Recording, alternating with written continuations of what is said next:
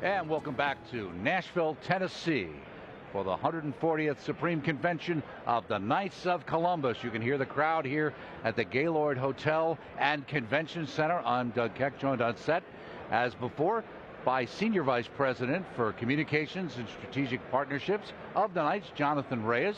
Always great to be with you, Jonathan. Good to be back. We've got some great events coming up, the opening session, etc. You've got multiple titles. We've got to cut these titles down on you. I agree with it. You're doing too much. You're doing too much. I agree with you. So what's going on when they have these kind of an opening session? What are our audience going to see? Right, so this is the beginning of like the business portion. Mm-hmm. So this is where Knights will go in officially. They'll bring their guests. They'll sit down and we start the business. That usually involves certain formalities, maybe reading a letter from distinguished people to the thing. But the main piece of it will be the address by the Supreme Knight. Okay. And this is where a lot of things will be going on, but this is where he hits major themes of the past year and the future of the Knights, and sort of lays out for us where we've been and where we're going. Now, when he does that, I mean, I've seen before in past years, when Carl Anderson did it, was actually printed ahead of time so you could actually see what was going to be said. Is that available now? And so does that get reviewed? Or is this simply the new Supreme Knight's ideas of where you should go? Yeah, it's pretty much set. Once it's delivered, the formal piece will come out and lay it all out, and it'll be part of a formal report. Okay. So it's also the annual report. So you're building two things in together. So he's going to hit major themes. He's going to hit Dobbs, I'm sure. Right. We've got to talk about the life issue, and most importantly, where we're going. So we'll talk about what we've done, but what is the role of the Knights in a post-Roe world? Well, that's a big question for a lot of pro-life organizations, isn't it? Yeah, and you're going to move the fight to the states, it's going to change the fight. Right, absolutely, and it's state by state now. It's not over. In some ways, it's just beginning. So we're going to mobilize the Knights in a very different way. We still got to march, because there's still stuff going on that we have to deal with in D.C. Congress is going to be acting. But as we move to the states, we need different tactics, and we've got to really up our support for women and children. And in some ways, you're actually more important because you have the forces, so to speak, on the ground in each parish. We have and in the each freedom state. to do that. We have the freedom to actually mobilize at the local level and give support for people. Okay, very good. Thank you, Jonathan. Let's take a look at a video. JP2, Holy Family Homily.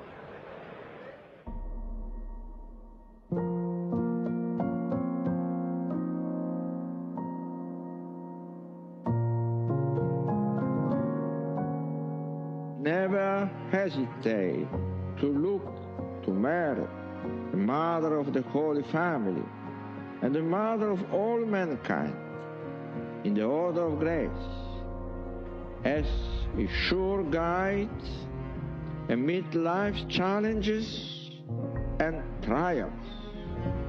I commend your families to Mary's maternal protection and prayers. May she, who ponder in her heart the mystery of God's love as it was revealed in the life of her Son,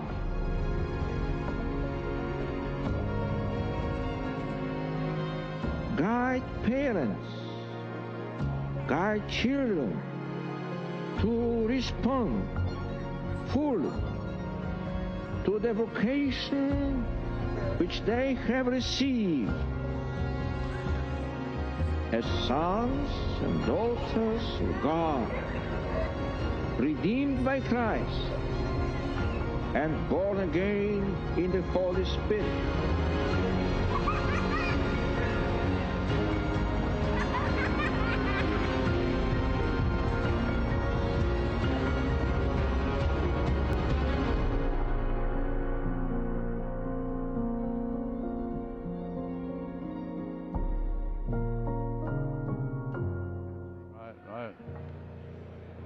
I'm not sure which way to look. The camera. And welcome back to our coverage here from the Gaylord Opryland. It's the 140th Supreme Convention from Nashville, Tennessee. Now, a great moment. Joined on set by Daniel and Michelle Shackle. Now, Daniel's the general agent for the Knights of Columbus Insurance. Now, that's a nice thing. And his son, Michael, though, was healed through the intercession of Father Mcgivern, which makes it really special while you're here. Thank you so much for being here, both of you. Thank you for and having being us. great images for our audience and out there, for all Catholic families, and for your wonderful son. Why don't you tell us a little bit about what happened? So, of course, I've been working for the Knights of Columbus for 17 years, been a member for 28 years, and we've had a devotion to Father Mcgivern ever since I became an agent. It's a big risk with 7 kids changing careers, so Father Mcgivern and I had a lot of talking to do. So when we were faced with a diagnosis of 0 chance of him surviving, it was like a natural place for us to turn to Father Mcgivern because we had so many times. So we were diagnosed, or we found out we were pregnant in November of 2014, and then told the kids on Christmas Day, and then on New Year's Eve we found out he had Down syndrome. And in February we found out he had fetal hydrops as well, and that's what gave us a 0% chance of survival. So we were told that we could either terminate the pregnancy then or wait for him to die on his own and then have a stillbirth labor. And our doctor even told us, you know, that she had been raised Catholic and she knows what we think about abortion, but this isn't really an abortion because there's no hope. So, but we had a trip planned to Fatima, so there's no such thing as no hope when you have a trip planned to Fatima, right? Absolutely. So we prayed to Father Mcgivern. We asked all of our friends to pray to Father Mcgivern for his healing. Right, those shepherd kids are powerful. So what about you, Mom, in dealing with this when you first heard about it and how that impacted your faith and determination to go forward? Well, it's really scary because she also said that we might have to have a very serious conversation because women with women can take on something called mirror syndrome and really get sick and even die. And so that was part of it. And first it's like a despair. And so, but then when Dan said we're going to change his name, we're going to pray to Father Mcgivern, that was the hope that we had. So there was a day of deep despair, and then a moment where that was all just clinging to our Lord and just begging God. Yeah, we're going to heaven too. Yeah, because it was a miracle from heaven. Yeah. Right, absolutely. And so it was a long journey that was beautiful and hard. Right. Right. It usually is. Those kind of turns out that way. Are beautiful and hard. Yeah. Right. Well, let me ask you, when the two of you decided to reach out to Father Mcgivern in that way, how did you pray? Did you pray together as a couple, as a family, or how did you do it? First, it was me. I mean, we had everyone in the family was very upset, obviously. Especially Michelle was very upset that she was carrying this baby that we were told wasn't going to make it. And so, in a moment of desperation, basically, is when I turned to Father Mcgivern, as I had so many times before, and just said, look, we both need a miracle here. If you pray for him, we're going to name him after you, but not our will, but God's will be done ultimately. And then I came back and we talked about it, and then we reached out to all of our friends and asked them to do the same. Right. So you had the entire Knights community and your friends' extended community praying for you. Yes. And how much was it, how important was it to have that Knights connection and that community in supporting you during this? Yeah, we had our Knights connection with all of our friends and our agents and brothers that we're close to, and then we also had our homeschool group that she was a member of that was also praying to Father Mcgivern. Right. And some of them were Knights and some of them weren't, but you know, I think they all appreciate Father Mcgivern a lot more now that... Well, they were Knights for you in many ways. Right, one way or the other, right? Exactly, yeah. So that's great. Exactly. So we also realized too with that there was 100 years or more of people praying for this miracle. Really? Like, so people have been praying for Father Mcgivern to be a blessing, right? And so we just feel very privileged that God allowed it to be us. Right. Because it could have been anyone, and he just chose us. And and especially that what a gift that Michael has Down syndrome, that God spoke in such a beautiful way about the dignity of his life and who he is. Now, you said that about it being a gift, and I have an autistic child, so I understand to some small degree that they are a wonderful gift. But sometimes people hear it and they say, well, what do you mean? I mean, it's going to be tough on him. It's got it tough on the whole family. What do you mean it's a gift? Well, it is tough on everyone, right? But there is no salvation without a cross. And that's ultimately what brings us happiness and fulfillment, is carrying our crosses. And yes, he's a cross, but he's also a great joy. He's the mascot of our family. Everybody dotes over him all the time to make sure he's taken care of. He makes us laugh constantly. Right. I'm surprised he's not making jokes right now. But yeah, I mean, it's a big joy for all of us to learn to love someone that the world says isn't perfect, right? And he was born about the time that Iceland said they were going to cure Down syndrome. Right, by killing every child with Down syndrome, right? And so it happened right at that moment. It also happened at a time when masculinity's under attack and manhood's under attack, and you know, it's the perfect time in the history of the world for the Knights of Columbus and Father Mcgivern to come to the forefront and call men to holiness and action in the church and pro-life causes and all the things the Knights of Columbus supports. So, when you were praying to him, did you ever have a feeling like you were being heard? You know, I was asked this question the other day, and I think we had special grace for that moment. I mean, we weren't involved in planning the trip to Fatima. That was done by Supreme way before we were ever pregnant. And I think God just started lining up the pieces for this to happen for Father Mcgivern at the right moment. And we were given extra grace to be able to go after this answer of prayer from God and really believe it, even more than most rational people would at the time. I think it was just an outpouring of grace from heaven to help us do what God wanted us to do. Well, we appreciate this grace-filled moment with you guys, with Mikey and Daniel and Michelle. And as we go out here, before we go to the break, we want to take a shot of your wonderful family over there. So even if you wanted to mention some of the names. So we have Joseph and Mary, and John Paul, Leo, Gianna, and Isabella Therese. There you go. That's our lower 7. We have 13, so those are our younger ones still at home. Even more of a life story. Well, great. Thank you so much for all your time, and thank you for being a great witness. God bless him, and God bless all of you. And, of course, the March for Life is very important. What about the one in Canada? Here's the one from highlights from March for Life, Ottawa. This is the National March for Life in Ottawa. We assemble here on Parliament Hill. There will be some speakers who will be talking about the pro-life movement.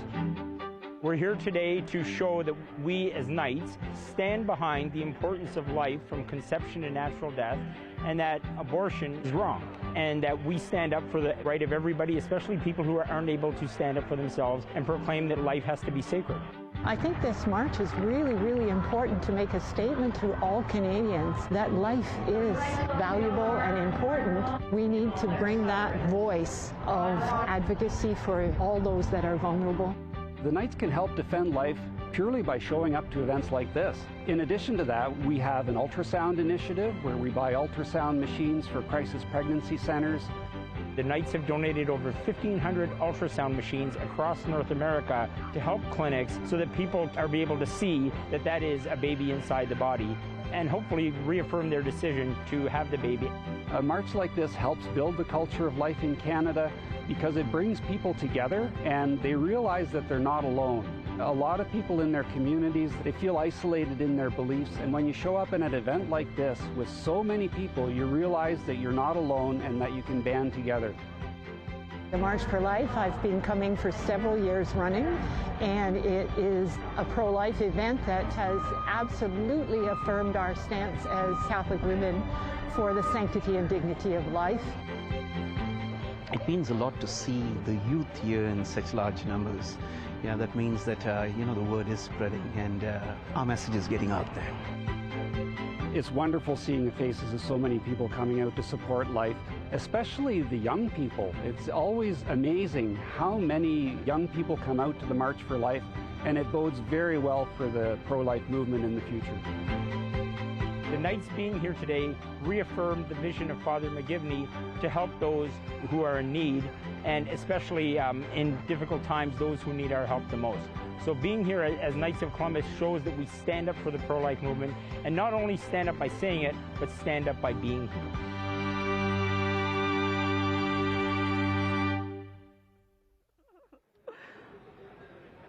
And we are back here at the Knights of Columbus 140th Supreme Convention, coming to you live from Nashville, Tennessee.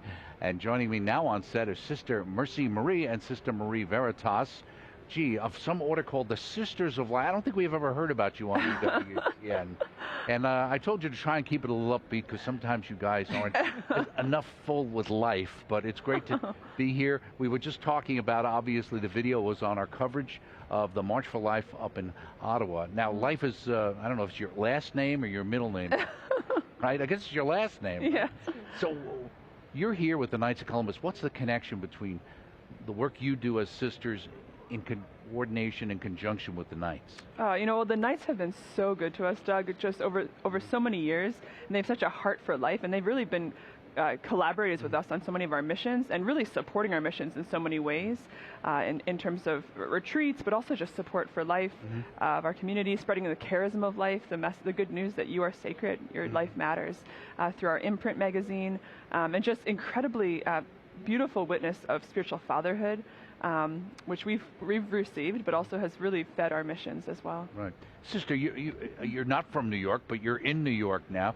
New York has gone through some tough times, right now, COVID and stuff like that. It's not exactly the most pro-life place in the world.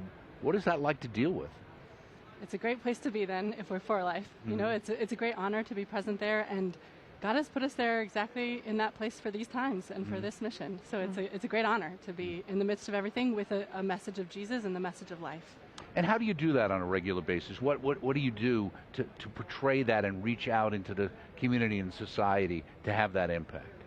We have several different missions, so maybe I could start and you can share some, but kind of our primary mission is where we walk with women who are pregnant and in crisis. So we have our visitation mission right in New York City and in several other cities, just to accompany women in that time of crisis, to listen, to walk with them, and to bring hope in a time that can feel very filled with fear, as they discover freedom and can choose life from that place. Are you surprised in some ways? My guess is you get much more positive reaction from people than most people would think. I think so, yeah. I mean, there are always some negative, but it's overall overwhelmingly positive reaction, and people are looking for God. They're looking for God, and they often see in a sister, it's like this image of God, and people want that, so. Right, because also, I mean, at least one of you I know is living right in the St. Francis de Chantal convent in the Bronx. I don't know which part of the Bronx you're in, but some parts are nice and some parts not so nice. Your area, I know Yonkers a little bit better usually as a general rule, but I mean, so when you're out there among people, do you feel safe? Yeah, I mean, our neighborhood is lovely, and we do feel safe, but it's always, I know in some parts of Manhattan, there's been some animosity, that sisters have experienced, so it's, you just walk with Jesus and trust in him and try to radiate. Well, that's a good point. Sister Mercy, let me ask you, obviously with the Dobbs decision and Roe v. Wade being overturned, which we've all been praying for and working for, it's also what a backlash, especially in the States, like in New York, which is pretty pro-choice, at least in the city.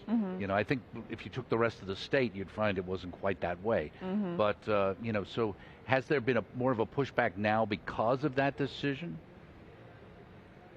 Well, I think, we're sensing a need to respond very, very presently in this, in that accompaniment and being with women, because they feel, they're hearing this so much. I work particularly in our mission for women suffering after abortion, and we've received a lot more calls since the decision, just as it's so present in the media and it's stirring so much in hearts. Right. So to walk with them and to be with them in this time is very real.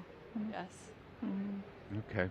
Well, keep up the great work. Thank you. New York so much. needs you. The world needs you. Thank you so much. Thank you so much. Sister Mercy Marie and Sister Marie Veritas, of course, of the Sisters of Life. Always uplifting to talk with them and see them. We'll be back after this short break. Stay with us.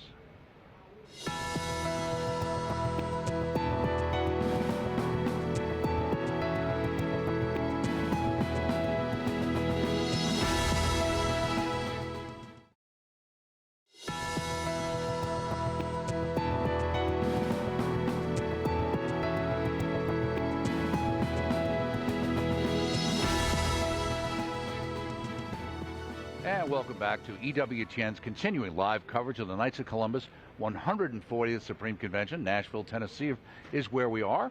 And Jonathan Reyes joins me once again on set. He's the Senior Vice President for Communications and Strategic Partnerships for the Knights of Columbus. Just a reminder, kofc.org for all the information you can get on the Knights of Columbus. So we are getting just moments away from the Supreme Knights address, so to speak. And obviously there's a general sense of what the Knights are, but are there particular outreaches and suggestions you think we might hear in this particular speech? Yeah, I think there's a number of things I expect to hear him talk about. Some new initiatives in particular, I think, which are very important. One is called the ASAP program, which is for assisting after pregnancy. And so the Knights have always been in this space. We've always been concerned about taking care of beating the lie that's out there that we don't care about. Yeah, we don't care about the baby once they're born, the mother. We've been in that space forever. But the Supreme Knight's got to double down on that, and we're going to offer another $5 million this year, and if we can hopefully raise more than that, but our target is $5 million just for helping pregnancy centers and maternity care centers. And this is going to be, again, Knights at the local level raising money, and at the national level meeting that. So double down on care for women and children. I think we'll see that. So that's great, because obviously you're tackling that straight on. So they're raising the money locally. How is it dispensed then to the groups that are in need? It's great, because it's the local council that says, this is the pregnancy center we're supporting. And then the Supreme Council, the central office, says, we'll match your gift up to as far as you want to go. Really? So it's really a way of us incentivizing subsidiarity, local care for local and incentivizes them to raise more money, obviously, because of the matching. And they know them, and so it's all relational, right? This isn't just a big fund you just sort of distribute. This is all relationships already established of centers we've already been helping. And I would think that with the way, especially younger people today, they want to see their money put to use directly. They want to be involved with that direct thing happening, right? Right, and this is the beauty, is because Knights never just come with a check. They come with a check, they come with food, they come with service, they want to fix something up. So this is part of the vision, which is to increase the relationship, which is already very strong there. And then in our support in other areas, Sisters of Life, who you just spoke to. Right. We just the Shackle family earlier, investing more and more into that. So I think we'll hear about the life things. I think we'll hear a lot about Ukraine and Poland, because the Supreme Knight went there. I was with him. I was had the privilege of being on that trip. So I actually went across the Ukraine border, was in there to see the work we were doing on the ground. So I think he'll reflect on that a bit. He had the opportunity to talk to the Holy Father about our work there, and I think we'll hear about that in this speech, which is always an important thing when the Holy Father affirms what you're doing. And understands what you're doing and the kind of aid we've been bringing on the ground. Right, and again, as we talked about earlier, the Knights were right out there right away with, like you said, first 36 hours, for people to support, to help the people of Ukraine. We're at $19 million for that fund, and we have thousands of Knights on each side of the border of Poland and Ukraine, and we mobilized right away, and so we've got Knights who have been in very, very dangerous situations, which I think we'll hear about. And of course, we have our Ukrainian channel, and of course our Polish channel, which is carrying this coverage, obviously intrinsically involved because of the border and the number of refugees coming into Poland, streaming out of Ukraine, right? Yeah, and I think it's very important you're covering it, because what happens in these situations is people forget. They lose sight of the issue, and so everyone was all excited about this and was willing to contribute and make a difference. And other groups will pull out. The Knights are going to stay. That's, I think, the message we want to keep. We're there. And keep an eye on it. That's right. You're actually doing the work rather than putting advertisements about what you're allegedly doing, which I won't go to say, but sometimes that's been known to happen. What other, besides the life issue, do you think are the new Supreme Knight, Patrick Kelly's going to talk about? Well, I think he's going to talk a lot on the theme. He's going to develop into the breach. And you were asking me earlier, what are the breaches? And so I would expect in this speech a direct identification of breaches, one of which will definitely be the family and how we're going to respond to that. And so this will be his laying out of how the Knights, through our various programs and through various initiatives, are going to be addressing family, evangelization, and our continued charitable work. Because part of what he's going to go after, I think, is explain why we do the charitable work we do. Here's a distinction I think a lot of people miss, and I've been in this space for a long time, as you know, Doug. There's a difference between an NGO and doing Catholic charity. Absolutely. And it's lost in a sort of humanitarian age. And so this is something we need to recover. So our relationship with Mother Teresa, I expect to be coming up here. And she had a great line about that too. I remember her talking about I'm not a social worker here. I'm a daughter of Christ, and that's why I do the things that I do. Yeah, when she said, I see Christ in the poor, she actually meant it. That wasn't like a nice, pious phrase. She actually meant it. Now, that's profound, but that's what she was talking about. And I think we need to recover the vision of what a person is, so that when we say service to the poor, we say going to the margins, we're bringing material and spiritual aid. Right. As she said, as Benedict XVI said, as John Paul II said, it's never enough to give a piece of bread. We need to bring Christ. Right. And you can do that wisely. I mean, my favorite line from her is when she's helping a dying man, and she's been helping him die, and at one point she says to him, can I tell you about Jesus? And the response was, well, is he anything like you? Mm-hmm. And she said, well, no, but I try to be like him. And then he said, then I want to hear about it. Oh, wow. So if we can be that, think of how we can transform an age that's big on humanitarian aid, but to see a level deeper to the spiritual realities. Right. And to the real dignity, the fullness of a human being with an immortal destiny. Think of what a difference that would make. Yeah, it seems like you've just got to make sure you have things in the right order. You know, the end work is wonderful, but why are you doing that end work? And where's it aiming? You know, it's that C.S. Lewis line, you've never met an ordinary person. Right. Every person you've met is an immortal soul destined for an eternal joy or an eternal tragedy. Right. So there's no chance this exchange, even our exchange, has a deeper meaning if we can put our service of the poor in that space, if we can understand. Right, and it's important to have the power of the Eucharist there so you can sustain the work, because otherwise you burn out. Of course, and that's why she said, when I serve Christ in the Eucharist, it's the same Christ I serve in the poor, and when I serve Christ in the poor, it's the same Christ I serve in the Eucharist. This has been a tradition. This is the Church Fathers. This is Chrysostom and others. The same Christ you honor on this altar is the same Christ you run into on the streets. And so if we can bring that reality back together, I think it's actually got not just the opportunity to do great good for souls, but to do great good for evangelization. Do you think sometimes, I think in the world we live in today, singing for your supper became this kind of like, well, we can't be doing this, and, you know, in a sense we're you know, selling Jesus secondhand to these people, and they're agreeing to this because we're giving them a meal. So we can't say anything. It seemed like an overreaction. Yeah, and it seems like an injustice. I'll be stronger than that, which is every human being has the right to know the truth about Jesus Christ. They also have the freedom to reject or accept it. Right. But they have the right to hear it. And I would not deny anyone I love the opportunity to hear the truth. It's for them and the Lord. It's their drama. It's their sifting of hearts, as we read in the Canticle of Simeon the Great. But they have the right to that. So, of course we offer. We offer all the good we can offer, and no greater good than Christ himself. So where do you see the Supreme Knight's view of your role in evangelization? We talked about it a little earlier on the show. Well, we're in all these parishes. We deal with other men. And so his dream is to develop a program that we've already piloted, the purpose of which is to help those men who want to be trained in evangelization, and just bring it to the parish and make that a part of what they do in the councils. So how do you do that? I mean, what do you do to train people to evangelize? We actually have training sessions we put together, and we've designed a whole program where we bring leaders and we identify them. We take them away for 3 days and we say, here's how you preach the gospel. Here's how you develop a whole program. Here's how you share let me tell you how to tell your story in a short way. And so we try to make it easy. Absolutely. Supreme Knight Patrick Kelly. Let's see what he has to say. Supreme Council meeting in session.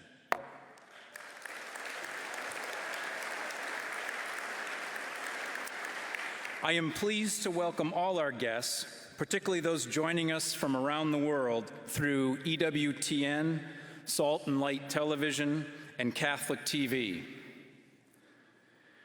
With delegates and Brother Knights from across the United States, Canada, Mexico, the Philippines, Cuba, the Dominican Republic, Poland, Ukraine, Lithuania, Korea, and France, we gather in the city of Nashville to rededicate ourselves to the mission handed on to us by Blessed Michael Mcgivern. Father Mcgivern founded the Knights of Columbus with laymen from St. Mary's Church in New Haven, Connecticut in 1882. He set out to strengthen the faith of Catholic men and to protect their families. The vision of Father Mcgivern endures 140 years later. Today, the Knights of Columbus is the largest fraternal association of Catholic laymen anywhere in the world, with more than 2 million members. I now call upon our Supreme Chaplain, Archbishop William Lori of Baltimore, to lead us in prayer.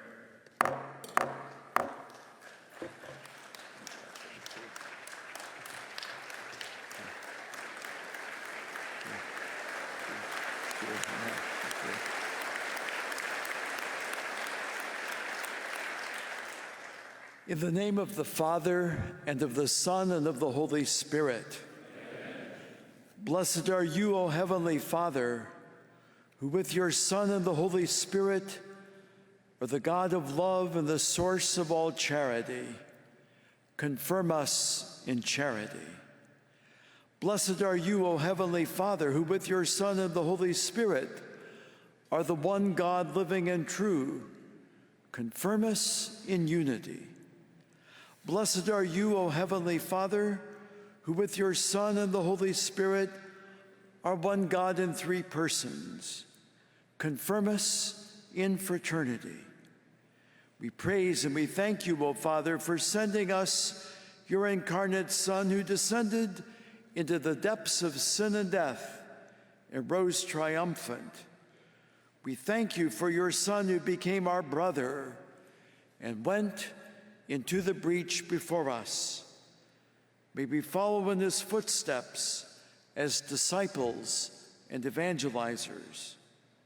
O Father of mercies, in your compassion, you sent your Son as our great high priest, he who gave us the Eucharist as the living memorial of his victory over sin and death. May we, as knights of the Eucharist, imitate the love we celebrate. God of provident love, defender of the widow and orphan, you sent your servant and priest, Blessed Michael Mcgivern, as the apostle of Christian family life, as shepherd of the immigrant, and as beloved founder of our order. Hasten the day when Blessed Michael will be raised to the dignity of the altars as a canonized saint of the Church. Father, from whom every family in heaven and on earth takes its name, protect the families who are or should be a part of the Knights of Columbus. Help our brother knights embrace their vocation as husbands and fathers and role models in church and in society. It is you, O Father, who gather us together in the name of your Son. Pour forth, we beg, your blessing upon this, our 140th Supreme Convention. May our every word and gesture give you thanks and praise while advancing the mission of the order. Bless our worthy Supreme Knight and his family, and all the Knights, family members, and friends who take part in this convention. Bless the bishops and priests present for these days of grace, and all those who have worked so hard to organize our gathering. Father, to you is known the needs of every human heart. Enlighten our minds and open our hearts to the needs of the suffering and vulnerable. Following the pattern of your Son's self-sacrificing love, we beg that you give us the courage we need to go into the breach out of love for others. We make this prayer through Christ our Lord. Amen. Blessed Michael Mcgivern, in the name of the Father, and of the Son, and of the Holy Spirit. Amen. Vivat Jesus. Thank you, Excellency. Please remain standing for the presentation of the national colors by members of the 82nd Airborne Division, Fort Bragg, North Carolina. Let us pause to remember our respective homelands and in our hearts make an act of loyalty to all our countries. Present the colors.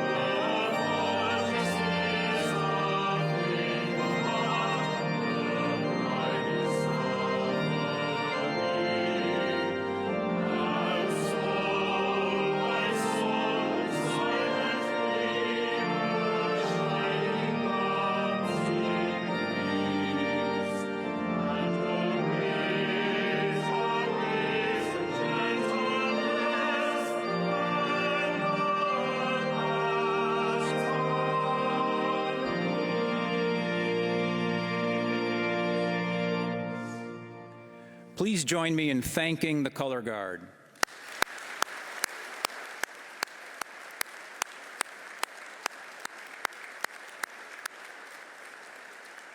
Please be seated.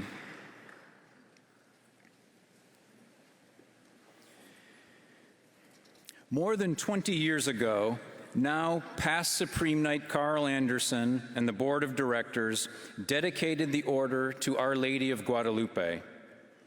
Ever since, devotion to the Virgin of Guadalupe has been a defining hallmark of the Knights of Columbus, and that will only increase as we prepare for the 500th anniversary of her appearance to St. Juan Diego, 9 years from now in 2031. And so, as we do every year, I ask my brother knights, by your standing applause, to join me in renewing the dedication of the order to Our Lady of Guadalupe.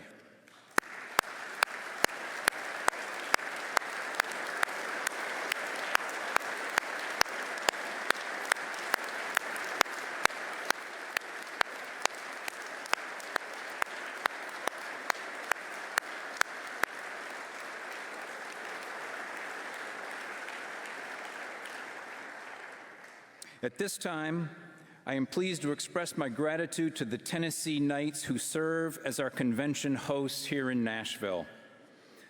Under the leadership of State Deputy Fred Laufenberg, you have given us a very warm welcome here in the volunteer state. The order was brought to Tennessee in the early days of the 20th century, when Nashville Council 544 was established here on December 30th, 1900. Our growth in Tennessee was steady, with Chattanooga Council 610 established in October 1901 and Memphis Council 616 chartered a month later.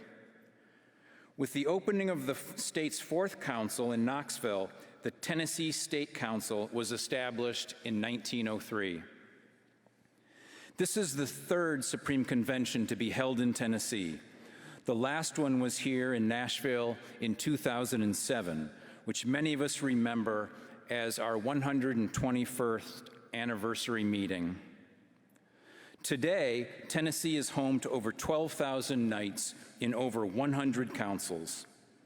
Like the church, the order has a proud and bright future here in Tennessee. As we begin our convention, I wish to express my gratitude to Bishop Mark Spalding, who has served as chief shepherd of this diocese since 2018. Your Excellency, thank you for the truly beautiful Mass which opened this Supreme Convention, and in particular for your very inspiring homily. Please join me in thanking Bishop Mark Spalding.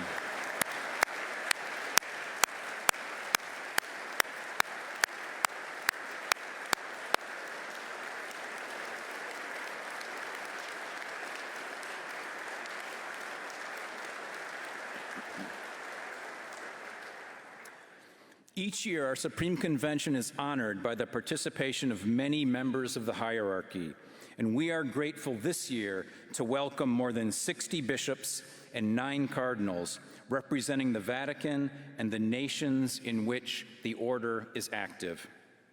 Your Eminences, your Beatitude, and your Excellencies, we are grateful for your presence with us and for your unfailing support of the Knights in your dioceses. On behalf of all my brother knights, we thank all the bishops here for your friendship and support, and I ask my brother knights to join me in an expression of that gratitude.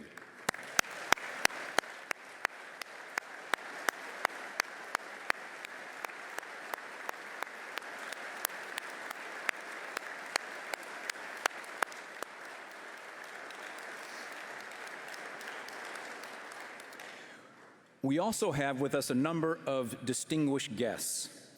Father Jean Vezina, General Secretary of the Canadian Conference of Catholic Bishops. Monsignor Eduardo Chavez, Canon of the Basilica of Our Lady of Guadalupe and postulator of the cause for canonization of St. Juan Diego. Father Paul Hartman, Associate General Secretary of the United States Conference of Catholic Bishops. Monsignor Walter Rossi, Rector of the Basilica of the National Shrine of the Immaculate Conception. Father Antonio Lopez, Provost of the Pontifical John Paul II Institute for Studies on Marriage and Family. Father Brian Kolodechuk, postulator of the cause for canonization of Mother Teresa of Calcutta. Father Matthew Keller, former state chaplain of New Mexico and our inaugural Blessed Michael Mcgivern medalist.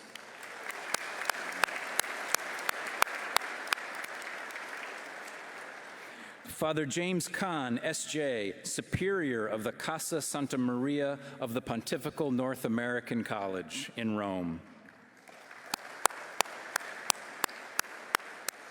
Father Philip Brown, Rector President of St. Mary's Seminary and University in Baltimore. Father Henry Sands, Executive Director of the Black and Indian Mission Office. Father Alan Fogarty, S.J., CEO of Salt and Light Media. Mr. Michael Warsaw, Chairman of the Board and CEO of Eternal Word Television Network. And Dr. Peter Kilpatrick, the newly elected President of the Catholic University of America.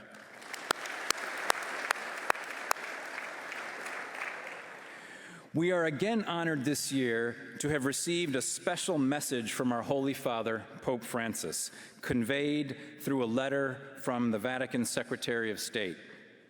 To read the papal message, it is my pleasure to call upon Supreme Chaplain Archbishop William Lori of Baltimore. According to our tradition, please join me in standing while the papal message is read. Your Excellency.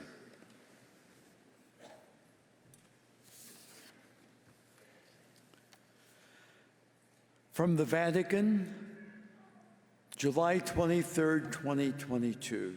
Dear Mr. Kelly, His Holiness Pope Francis sends greetings and prayerful good wishes to all those assembled in Nashville, Tennessee from 2 to 4 August next for the 140th Supreme Convention of the Knights of Columbus. It is his hope that the convention, the first to meet in person following the outbreak of the COVID pandemic, will be an enriching experience of renewing friendships, forging new bonds of fraternity, and reflecting on the challenges and opportunities facing the Knights, their councils, and indeed the entire Church in the wake of the global health crisis. He willingly joins the delegates and the invited dignitaries and guests in honoring past Supreme Knight Carl Anderson for his years of distinguished leadership and in pledging prayerful support and encouragement to you in your task of guiding the order in fidelity to its founding principles of Christian charity, unity, and brotherhood. The theme of this year's convention, Into the Breach, recognizes the firm commitment of the Knights to contribute to the renewal of the Church's life and mission at this critical moment in her history. As is well known, the crisis occasioned by the outbreak of the pandemic affected not only public health, but also the entire network of relations in society, with lasting consequences for the life of families and communities. Nor were our Catholic communities spared. Indeed, one of the urgent tasks facing the Church at every level in the immediate future is that of restoring vibrant parish life, rebuilding the works of the apostolate, and reaching out pastorally to those who, for whatever reason, have yet to return to full participation in the Church's sacramental life. His Holiness is convinced that the Knights will find creative ways to place their ingenuity, generosity, and trust in God's grace at the service of this urgent task of spiritual renewal, and so play a vital role in ensuring that individuals and parishes emerge from the crisis in an even better state than before.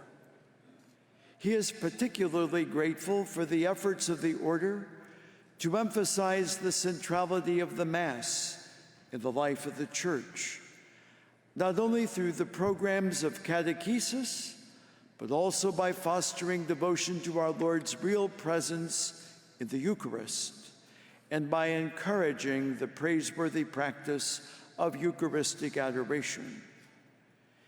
In these months, as the Church throughout the world engages in a synodal journey of prayer, listening and discernment of the signs of the times, the Holy Father is confident that the Knights, in the spirit of Blessed Michael Mcgivern, will discover innovative ways to inspire young Catholic men to serve our Lord and His Church, to share in the Order's high ideals of faith and fraternity, and to join in its charitable works. The Knights have traditionally worked for the spread of God's kingdom and the building up of society, above all, through their quiet fidelity to prayer, their steadfast devotion to their vocation as husbands and fathers, and their frequently hidden service to the poor and needy in our midst.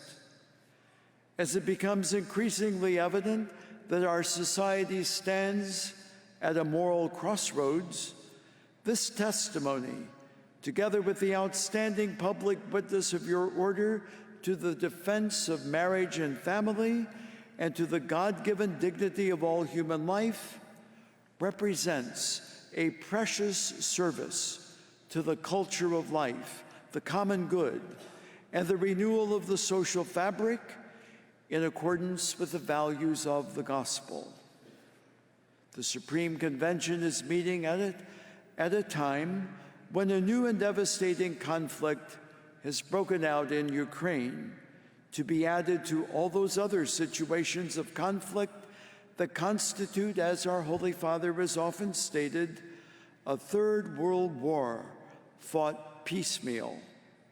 From the outbreak of hostilities, the Knights have been in the forefront of efforts to address the grave humanitarian crisis resulting from the displacement of countless civilians, providing much-needed food, medicine, and clothing to the refugees.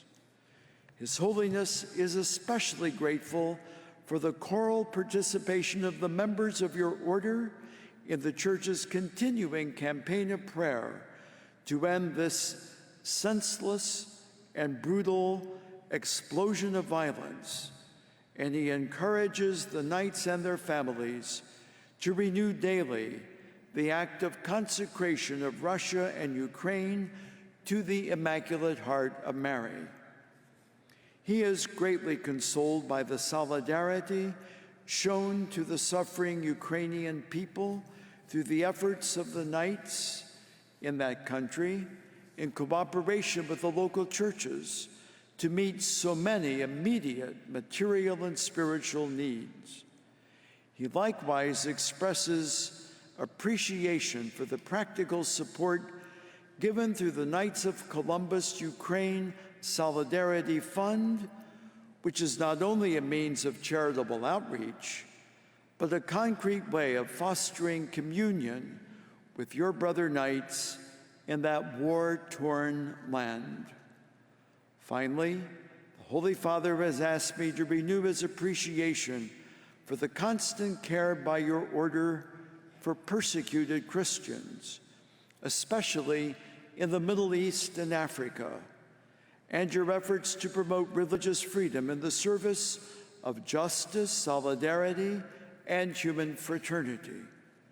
Nor can he fail to express his gratitude for the unfailing assistance given by the Knights of Columbus to his ministry as pastor of the Universal Church. Commending the deliberations of the Supreme Convention to the loving intercession of Our Lady, Mother of the Church, His Holiness cordially imparts his blessing to all the knights and their families as a pledge of joy and peace in Jesus, her divine Son. Yours sincerely, Cardinal Pietro Parolin, Secretary of State.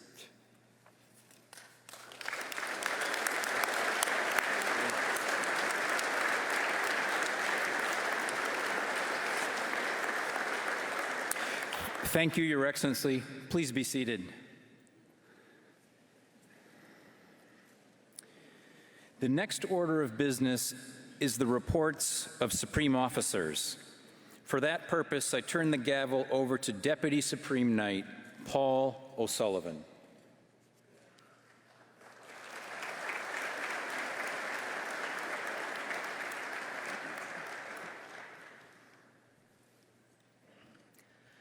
Your Eminences, Your Beatitude, Your Excellencies, Reverend Clergy, Supreme Directors, my brother, knights, ladies and gentlemen, it's my distinct honor and privilege as Deputy Supreme Knight to present for the purposes of making his annual report on the state of our order, our worthy Supreme Knight, Patrick Evans Kelly.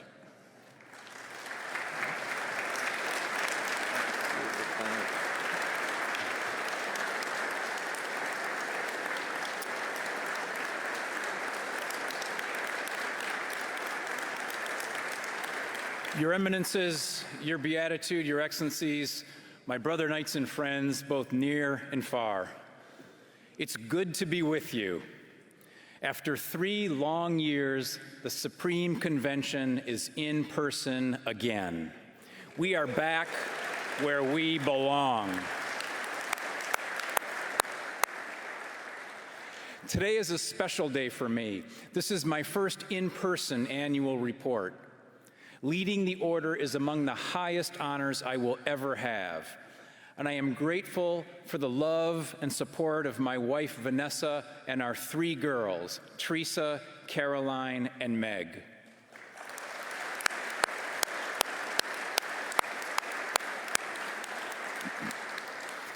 And to my brother knights and families, I am excited as well to set out together with you to achieve great things.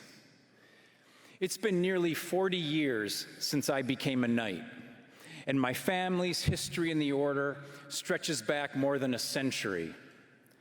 My father and my grandfather taught me what it means to be a knight, and when I think back to their example and my own experience, I know exactly how to sum up the men of this brotherhood.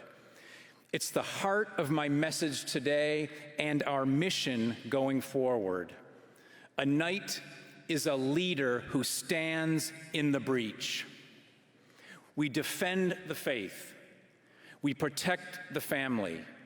And when a need arises, we rise to meet it with charity, unity, and fraternity. There are many urgent challenges that demand our action. But as we gather here, one opportunity looms especially large. Roe versus Wade is finally gone. We now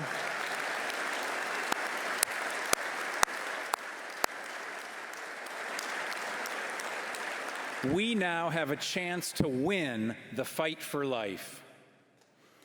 This day has been a long time coming, and many of us didn't think we'd live to see it. Abortion was never in the Constitution, and by ending Roe, the court has empowered us to end one of the worst injustices in American history.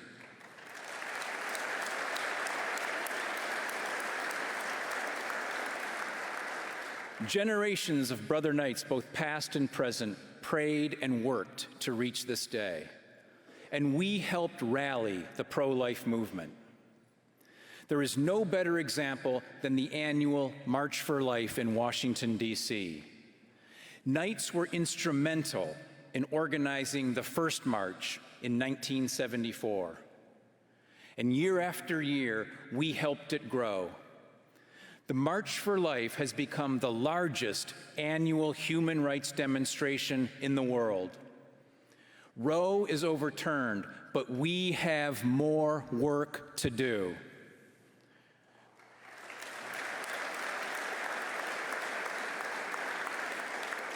We will continue to march for life until abortion is unthinkable. Our principled stand in the public square has made a difference. So has our tireless work to support mothers and children. From the largest cities to the smallest towns, we've long supported a nationwide network of pregnancy resource centers. Day after day, Knights and their families provide a helping hand and a caring heart. Most notably, we've supported pregnant mothers through our landmark ultrasound initiative. In 2009, we placed a dozen ultrasound machines in pregnancy resource centers. And at the time, we hoped to place a few dozen more. 13 years later, we have donated 1,566 life-saving machines.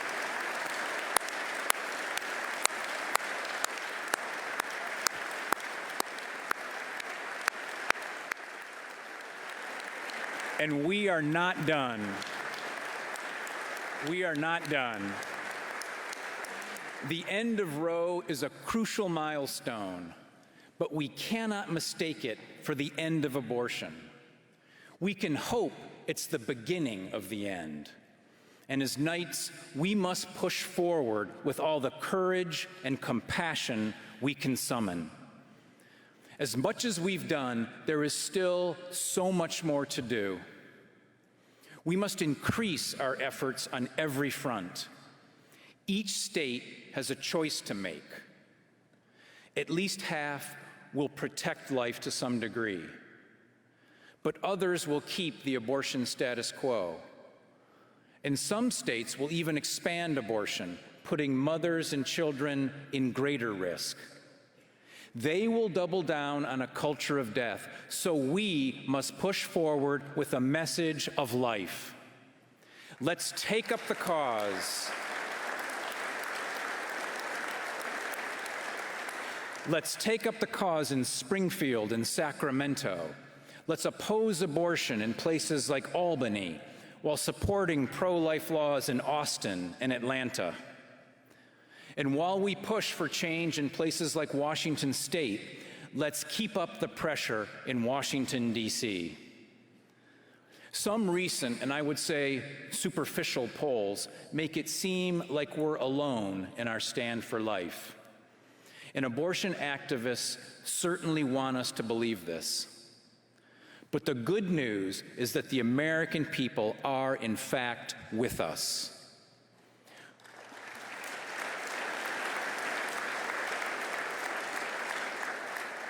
We have found that when you move beyond simplistic labels and ask Americans what they actually think about abortion, there is a clear pro-life consensus. For the last 15 years, the Knights of Columbus has partnered with Marist on a nationwide poll. Far from showing that a majority of Americans are for unlimited abortion, our polling shows that 7 in 10 favor substantial restrictions. Year after year, the overwhelming majority wants to protect life. And more than half of Americans believe taxpayers should never be forced to pay for abortion. Earlier this year, our Knights of Columbus Marist poll found that nearly 2/3 of Americans believed the court should either make abortion illegal or return the issue to the states. This pro-life consensus should give us hope. As faithful citizens, we must hold our elected officials accountable, and we must push for pro-life protections in Congress and in state capitals from coast to coast. We will continue our work until the laws of the land fully protect the right to life.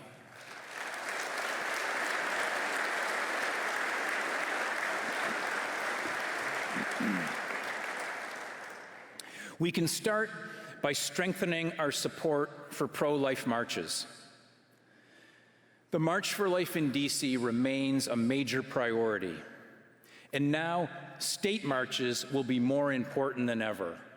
Let's grow them in size and impact. The bigger the march, the more likely lawmakers will take notice and take action. And that's just as true in other countries. Today, Knights march for life around the world, in Canada, the Philippines, Mexico, Poland, the Republic of Korea, France, and beyond. No matter where we live, the repeal of Roe should give us hope. If we can turn the tide here, we can do it anywhere. And the Knights of Columbus will do our part.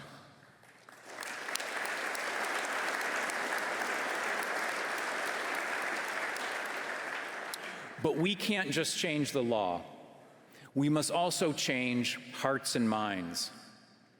With Roe gone, many mothers will still experience fear and uncertainty. Many will be tempted to seek an abortion in another state. But the Knights can point them in a different direction, toward life. The best thing we can do is redouble our support for pregnancy resource centers. Day in and day out, these centers help mothers choose life, and they help new mothers give their children a better life. We must ensure that pregnancy resource centers have everything they need. And to start, we'll place even more ultrasound machines so more mothers can see their unborn children. We'll also strengthen our support for new mothers after pregnancy. Abortion was always built on lies. And one of the latest lies is that we don't care what happens after a baby is born. Nothing could be further from the truth. For decades, Knights have partnered with pregnancy care centers and maternity homes to provide diapers, dollars, and other donations to support their critical mission. But now is the time to do even more. Last month, the Supreme Council launched a major initiative. It's called ASAP, and it stands for Aid and Support After Pregnancy. This effort builds on years of our support for women and children. Now, when a council donates to a pregnancy center or maternity home, the Supreme Council will match 20%.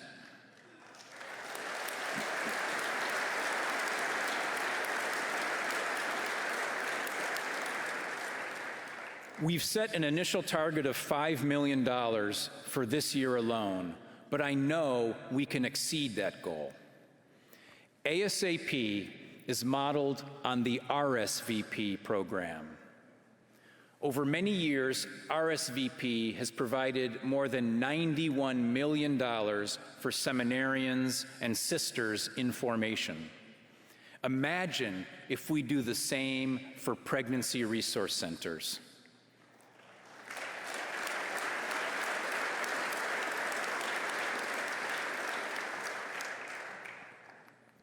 ASAP is a priority, and around the world, I urge every Knight to rededicate himself to supporting mothers and children. We can and we must make abortion a thing of the past. Let's move forward. Let's move forward together toward a future of life.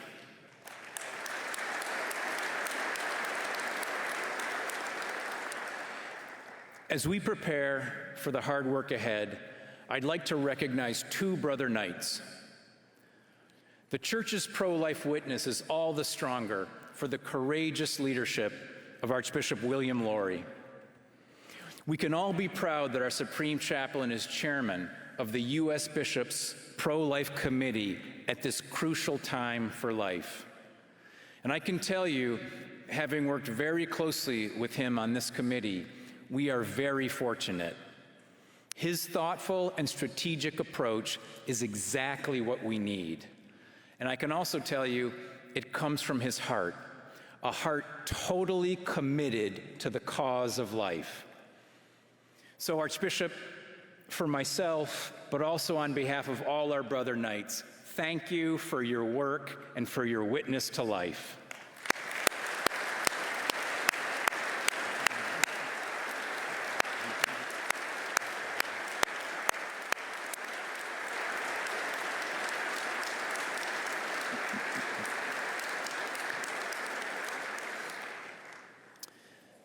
The second leader is my predecessor, who played a singular role in bringing us this far. Past Supreme Knight Carl Anderson strengthened our pro-life witness. Under his guidance, we multiplied our efforts to support unborn children and vulnerable mothers. Carl worked tirelessly to advance the cause of life. And one of his greatest achievements was the success of our ultrasound initiative. Last October, Pope Francis received us in a private audience. The Holy Father thanked Carl for his years of faithful service to the Church. And looking back, the principled defense of life was central to Carl Anderson's leadership, and indeed to his entire life's work. The Order's pro-life commitment is nothing new. The Knights of Columbus has always been on the side of justice for the unborn. Starting with John McDevitt and Virgil Deacon after him, the leaders of the Order have consistently spoken out against Roe v. Wade. And over his 20 years, Carl Anderson brought that pro-life legacy to a whole new level. With wisdom and foresight, he positioned the Order for this new day in the pro-life movement. And as his successor, I have no more urgent duty than to advance that legacy. We will give a fuller tribute to Carl at the state's dinner this evening. But for now, I say on behalf of every knight, thank you, Supreme Knight Carl Anderson, for your years of service, for your pro-life witness, and for the example you have given to all of us.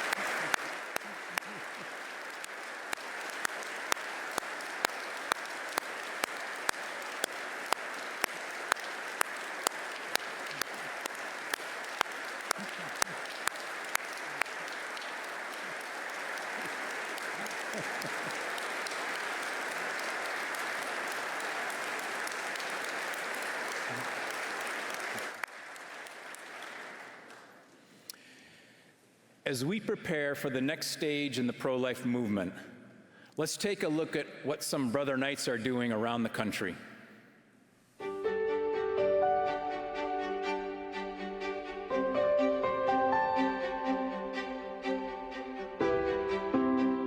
We are a pregnancy assistance center. This is our annual 5K. Not only do Knights of Columbus give to us monetarily, they're going to be manning the routes at different corners, giving out water, directing people.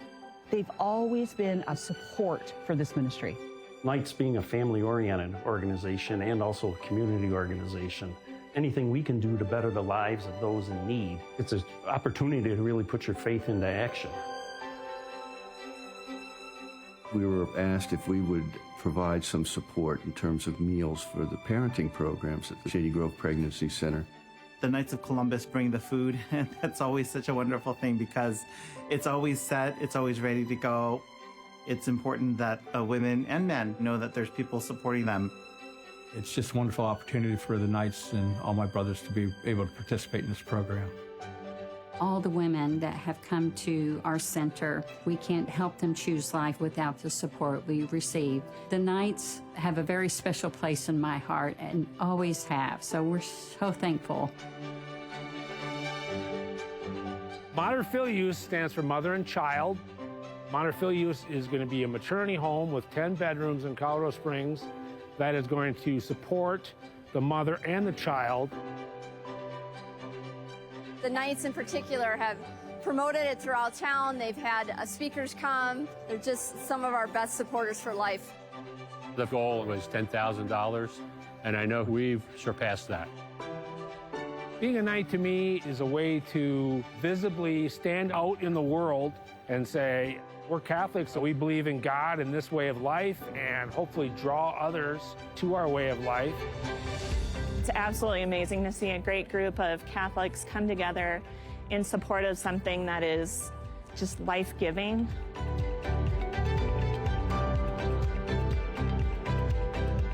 Today we gathered all the gifts that have been given by a couple of different parishes to this pregnancy care center in support of the women that come here needing help. I just got so much support. I'm very grateful for them. I appreciate them so much. They are always here. And I think I speak for every mom that comes here. That is like a family. For the Knights of Columbus, our path is clear. Our support is for life.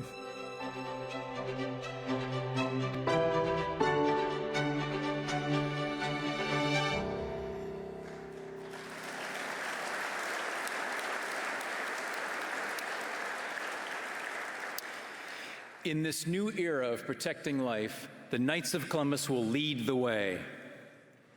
But abortion is not the only major challenge our Lord is calling us to meet head-on. At this moment, a storm is gathering.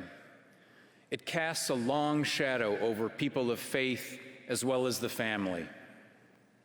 Now, it's true that faith and family have always faced threats, but never have we experienced anything like this. On so many fronts, the shapers of culture are working to undermine the truths on which all societies depend. We see it in the denial of human dignity. We see it in the blatant attempts to redefine the human person and to push this radical agenda on our children. And we see it in the rejection of our basic human rights. We are at risk of losing the freedom to practice our faith and even to speak openly about the most foundational truths. Amid this crisis, it's getting harder to be Catholic, and it's tougher than ever to hand on our faith to our children and our grandchildren. Each of these challenges is a serious breach, a breach in the very bedrock of society. But that's where these times summon us to the places of the deepest need and the highest honor, where the fighting is fiercest and where the battle is ultimately won or lost. Trusting in God's strength and not in our own, the Knights of Columbus say yes. For our faith, for our families, we will step into the breach.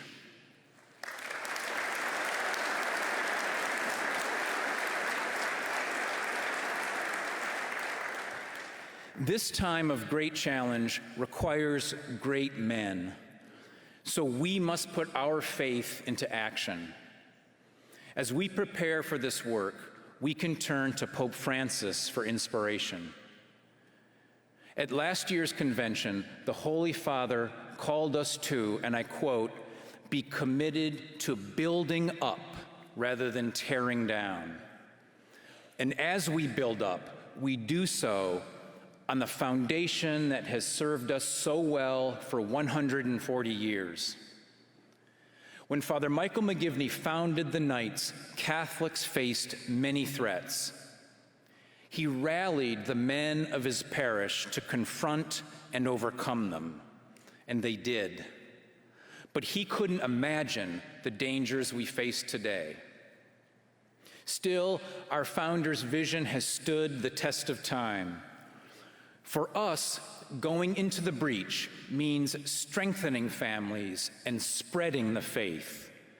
It means deepening our commitment to our highest principles: charity, unity, and fraternity. Above all else, being a knight means drawing closer to the person of Jesus Christ, our King. That's why the Order is strongly supporting the National Eucharistic Revival in the United States. Our bishops launched this effort in June, and the Supreme Council has pledged $1 million in support. Already, many councils are promoting the revival in their parishes, and I know many more will follow. At my installation, I called upon all of us to be Knights of the Eucharist. And from the Philippines to France, from Canada to Cuba, we should all strengthen our love for Christ, truly present in the Eucharist. The revival may be in the United States, but the Eucharist unites the universal church. And as the Order draws closer to Christ, we will find it easier to share the gospel. As Supreme Knight, one of my key priorities is evangelization. When I look back on the Order's history, I see evangelization in virtually everything we've done. Yet, today, there is a special urgency. 4 out of 5 Catholics will fall away from the church by their early 20s. And those who no longer identify as Catholics, if one were to consider them a denomination, would make up the 2nd largest religious group in the United States. In these difficult times, each of us needs a living faith, and each of us needs to lead others to the faith. That's why we'll soon launch a discipleship and evangelization initiative. A pilot program recently took place here in Tennessee, and the response was overwhelmingly positive. As we watch this video, I think you'll see why.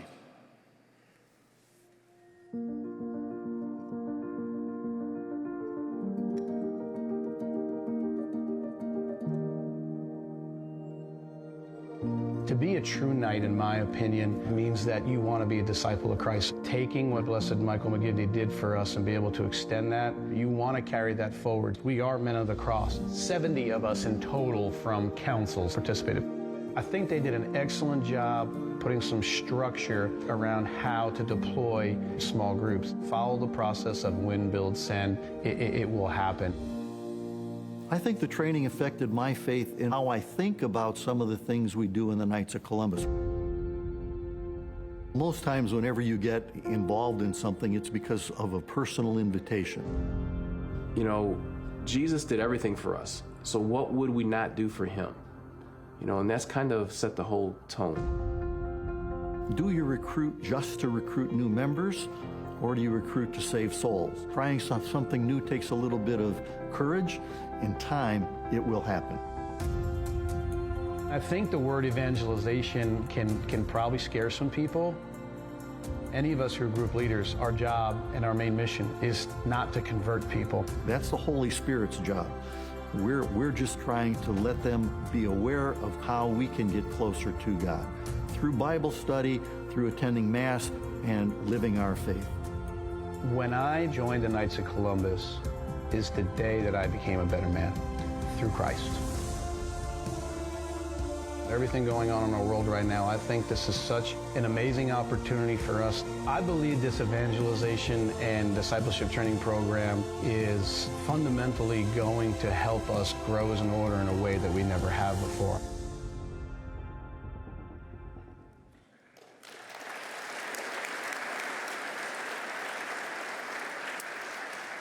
This will be one of our most important initiatives. It will build on what we started with our Into the Breach video series. To date, those videos have been viewed more than 1 million times.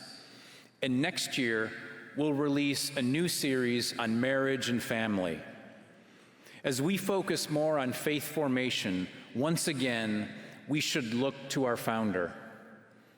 In Blessed Michael Mcgivern, we see a powerful example of faithfulness.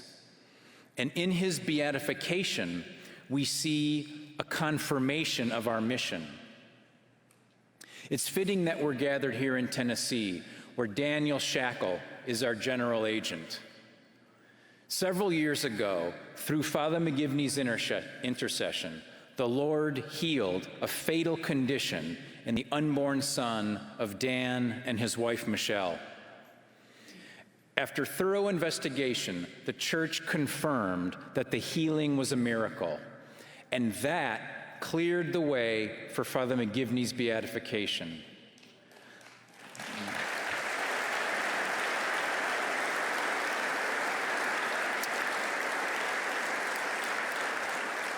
Mikey Shackle is now a healthy and active 7-year-old.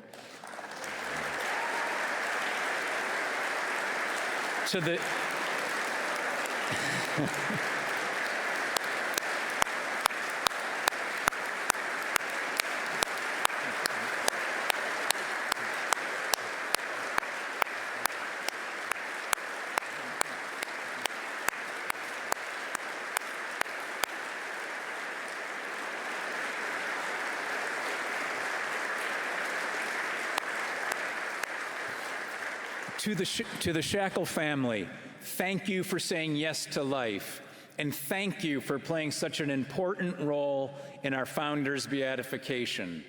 And to young Michael Mcgivern Shackle, your life is a blessing to your family, to us, and to the world.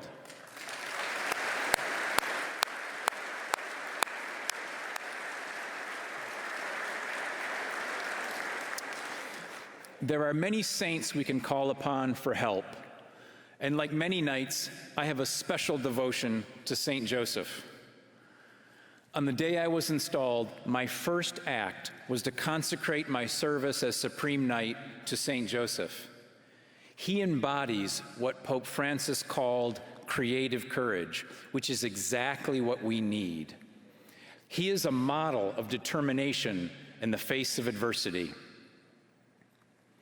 Last October, I presented our pilgrim icon to Pope Francis during my first meeting with him. He blessed it and invoked St. Joseph's intercession for all of us. The St. Joseph Pilgrim Icon program is well underway, and hundreds of councils have helped tens of thousands of people deepen their devotion to St. Joseph.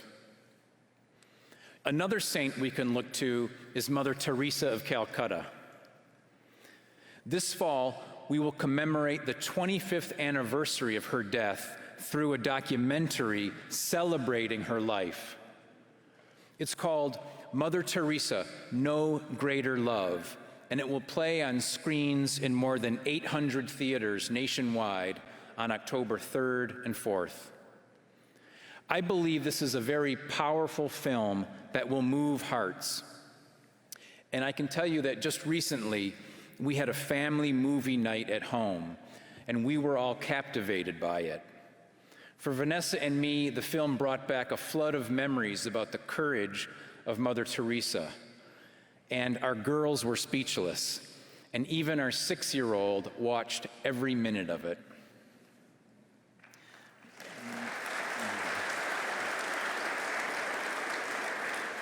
This evening, we'll see highlights from this powerful film.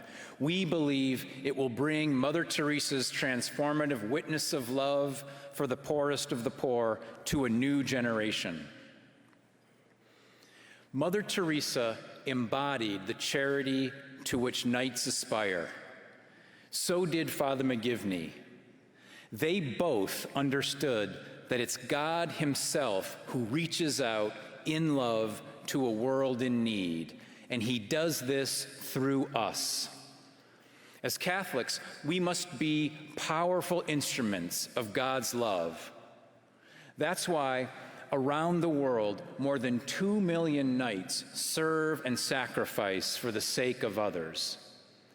In the last fraternal year, we donated nearly $154 million to worthy causes, both large and small. And we knights stepped up with close to 48 million hours of volunteer service. Our charitable work is at the heart of the order, and our response to COVID-19 will surely rank among our finest hours. From helping stranded college students in Canada to sending oxygen tanks to the Amazon, we left no neighbor behind, no matter who or where they were. From the moment the pandemic began to fade, we rallied to rebuild our parishes. As Father Christensen, the pastor of my old parish, St. Rita's in Alexandria, Virginia, said, "The Knights never wavered in their support. They were there when we needed them the most." And in my travels over the past year, I've heard similar praise from bishops and priests around the world, and it makes me proud to be a Knight. Beyond the pandemic, we met many needs in many ways. Last year, we supported nearly 6,000 seminarians and postulants to the tune of $5.4 million. At the Vatican, we sponsored an important theological symposium on the priesthood. It was organized by our friend and brother Knight, His Eminence Cardinal Mark Willett. His Holiness Pope Francis began the conference by offering a moving reflection on his own priesthood. In Baltimore, we chartered a council at St. Mary's Seminary where young Michael Mcgivern prepared for priesthood. As this new generation of seminarians follows in our founders' footsteps, they will benefit from the experience of charity and fraternity they will find in the Knights. Our support for priests and seminarians is just one dimension of our charity. The past year saw countless acts of service. Through Coats for Kids, we gave nearly 150,000 children the gift of warmth in the coldest months.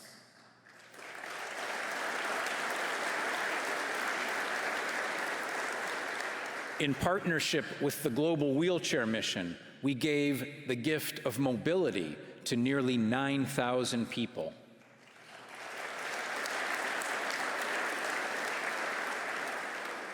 While the pandemic forced the cancellation of many Special Olympics events, we maintained our strong support.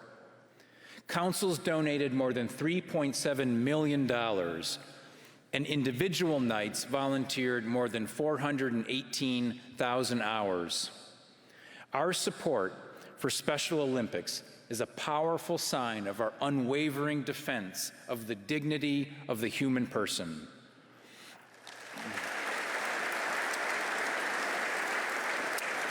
And as Knights, we know that every gift, every life is a gift. We also stepped up in the wake of disaster. Last year, local councils gave nearly $3 million to victims of tornadoes, hurricanes, and wildfires. In Kentucky, we responded to the deadliest tornadoes in state history with truckloads of supplies for the hardest hit communities. In Louisiana, we helped rebuild after the destruction of Hurricane Ida. As one local pastor put it, our response was a light in the darkness. In New Mexico, the state's largest ever wildfire sparked a massive response. As 25,000 people fled their homes, Knights stocked evacuation sites with food, water, and other essentials. Whatever the crisis, we aren't just there in the short run. The Knights stay for the long haul, and we help these communities come back stronger. Consider our work in the Middle East. To date, we have provided $32 million in relief for persecuted Christians in Iraq, Syria, and Lebanon. Together, we're rebuilding these communities through housing, education, and healthcare. And our work to protect the cradle of Christianity will continue in the years ahead. It's a special privilege to be joined today by several friends from the Middle East. We welcome His Beatitude, Patriarch Yunan of Antioch, and Archbishop Warda of Erbil. Please join me in recognizing these courageous pastors.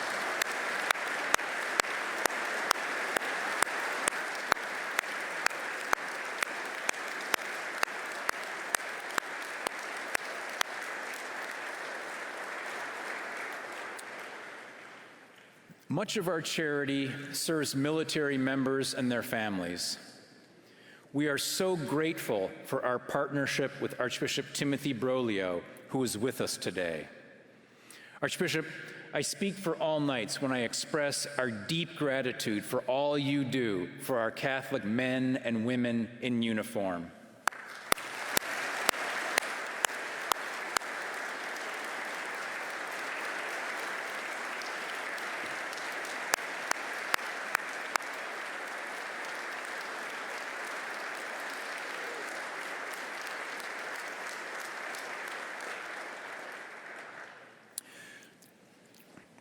We recently launched the 6th edition of our military prayer book, Armed with the Faith. We've already delivered the first 100,000 copies to the Archdiocese for the Military Services in the United States. As a veteran myself, I know the value of our support for the military. Daily prayer and the sacraments were essential for me and for many of those with whom I served.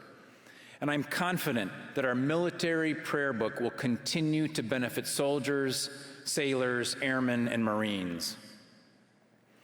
Our support for the military springs from our 4th principle, patriotism. We live in a time of rising attacks on national heritage. There are those who want to tear down our nations and rewrite our histories. As Catholics, we know that the nation, rightly understood, is essential to our well-being. It's our responsibility to build up our homelands by leading lives of virtue, by pursuing justice, and by caring for the less fortunate. We must have the courage to engage in political life and bring our values into the public square.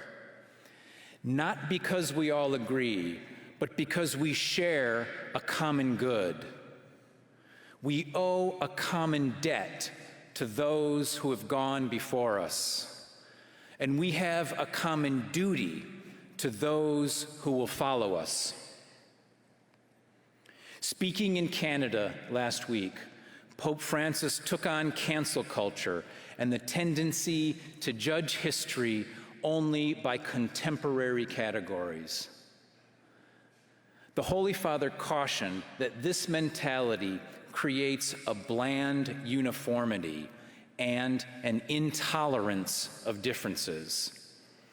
It concentrates only on the needs of certain individuals in the present moment, while neglecting our duty to the weak and the vulnerable of our nations. And so, as patriots, we will stand in the breach because it is love of country that will save our countries.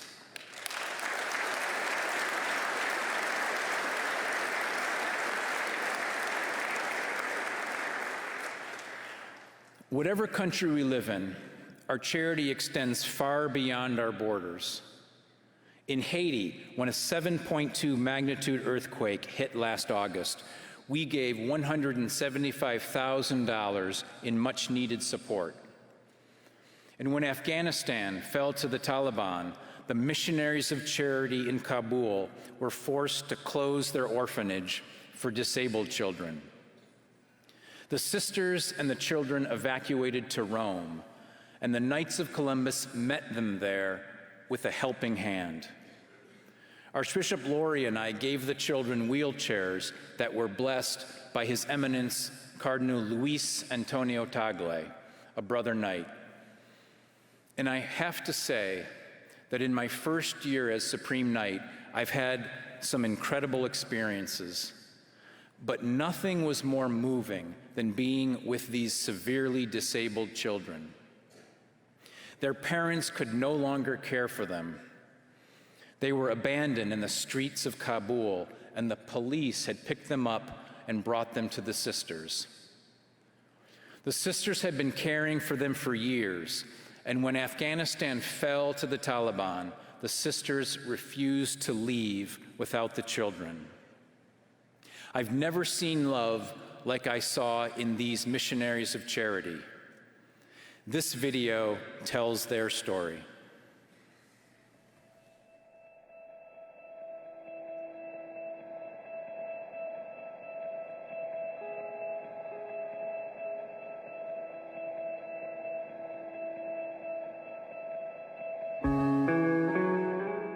I've been there for 15 years in Kabul. We found that the poverty was great. When you saw the condition of the children, some of them are being abandoned in the streets, in the hospitals, then we thought it was a good way to start a home for this kind of children.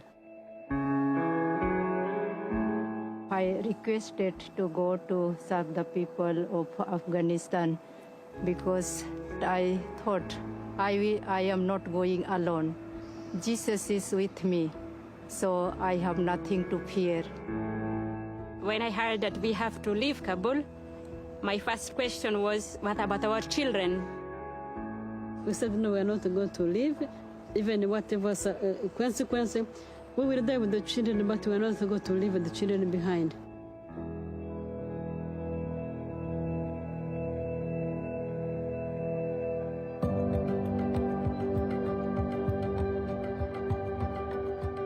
We are at the Queen of Love house on the outskirts of Rome, and we just delivered wheelchairs to the Missionaries of Charity. They are caring for Afghan orphans who were abandoned on the streets of Afghanistan. It's a profound story of love from the Missionaries of Charity. Our first principle is charity. These beautiful sisters here are all about charity, and these beautiful children bring out love and return love. As Knights, we knew we could do something. The sisters needed wheelchairs, and we used our wheelchair program. These wheelchairs are really going to help them in their care for the children. The Knights have been very generous in supporting Mother Teresa and her mission in serving the poorest of the poor throughout the world. We want to thank the Knights for all their support and their generosity towards us Missionaries of Charity and our poor people. And we want to assure them, as Mother used to say, our gratitude is our prayer for each one of you.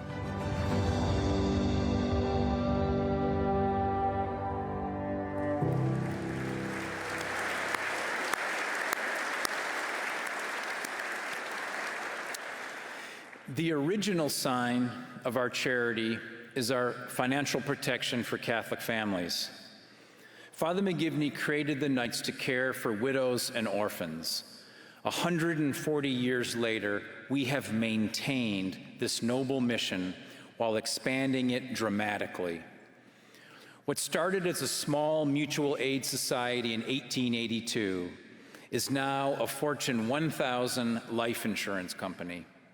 And we are widely respected as one of the best life insurance providers in America. We continue to receive superior ratings from Standard & Poor's and AM Best for our financial strength.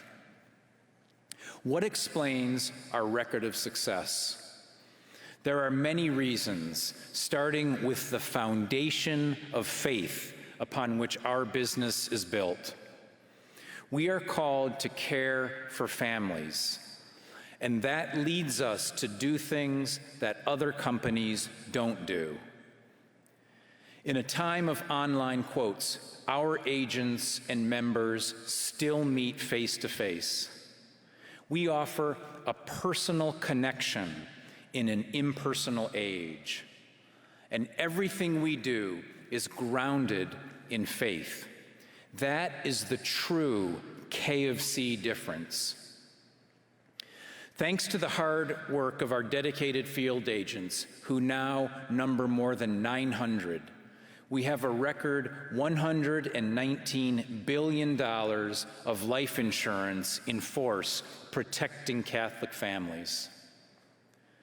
In 2021, our agents set a new standard of excellence. They achieved the highest sales on record. I am grateful that more than 45 general agents are with us today. Please join me in thanking them and our entire field force for their remarkable achievement.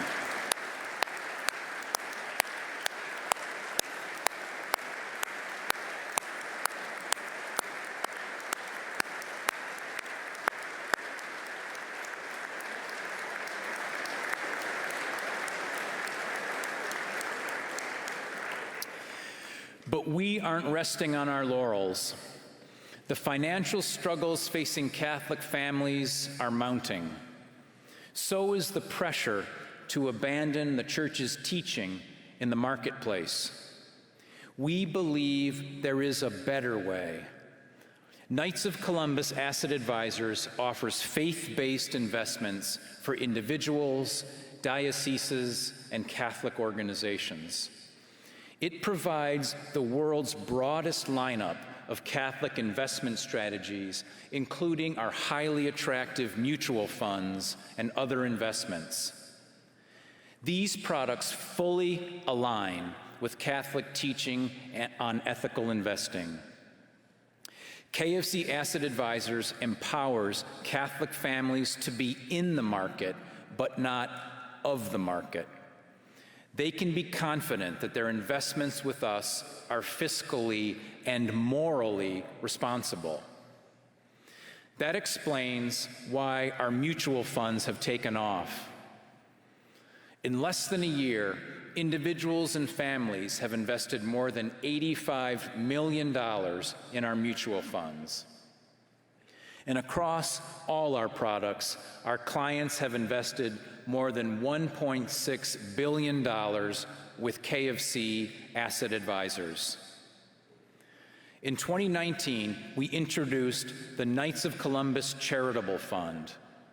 It helps individuals and families align their charitable giving with the faith.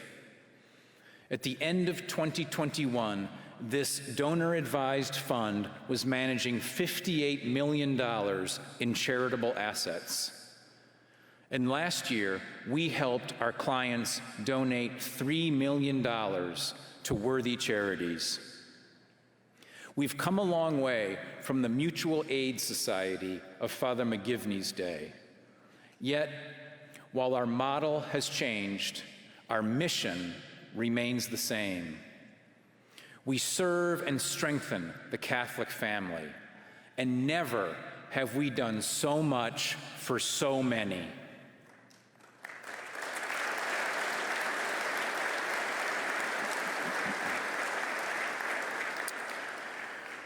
Why has our founder's vision endured? One reason is the missionary zeal of our forefathers.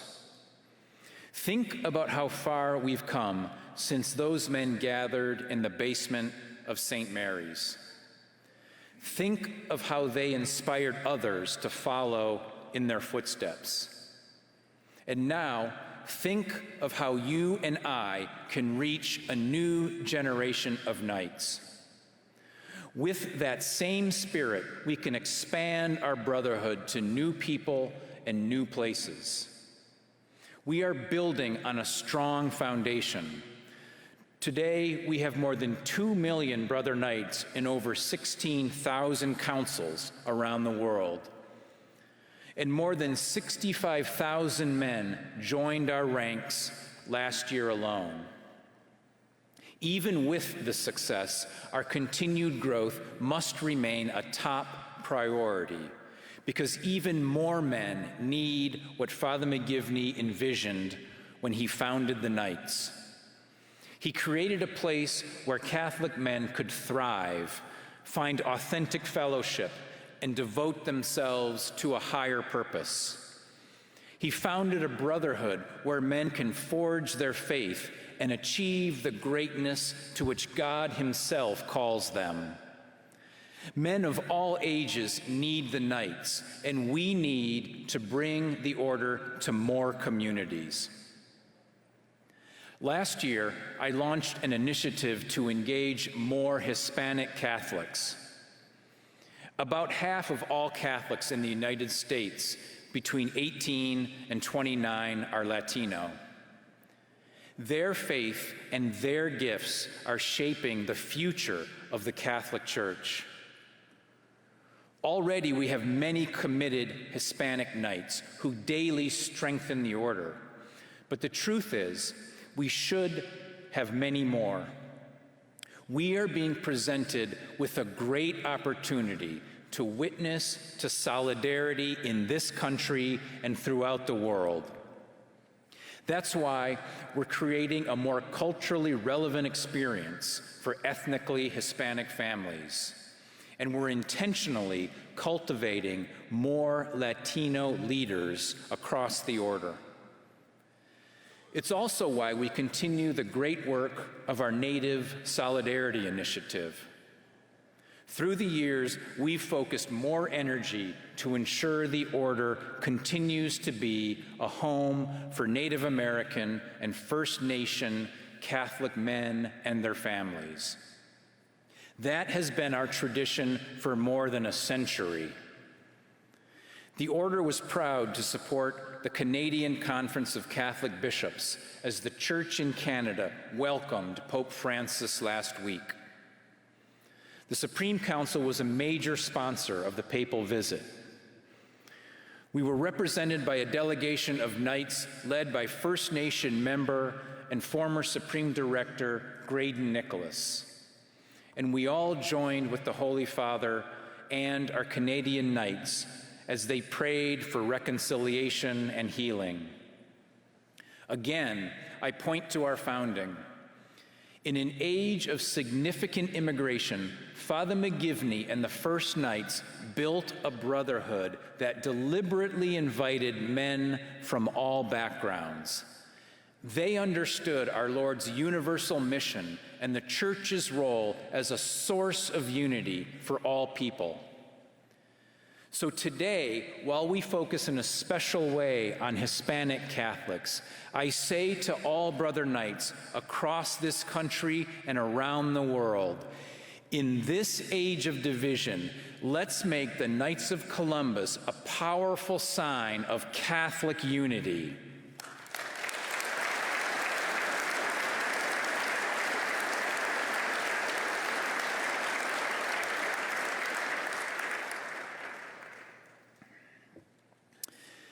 Knights of Columbus, our moment is now. Our mission is clear. Preserve life, protect the family, proclaim the faith. The world needs men who will match these times, and we are rising to meet this challenge. Look no further than our response to the war in Ukraine. Our actions convey the essence of what a knight must do and who a knight must be. Ukraine has a special place in our hearts. We brought the order there 10 years ago. Our first knights were the leaders of Ukraine's Catholic churches, the head of the Ukrainian Greek Catholic Church, and the Roman Catholic Archbishop of Lviv, who is with us today. I was with the Archbishop in Ukraine and saw firsthand his care for his suffering people. Archbishop Mokrzycki, for your courage in the face of such adversity, we thank you.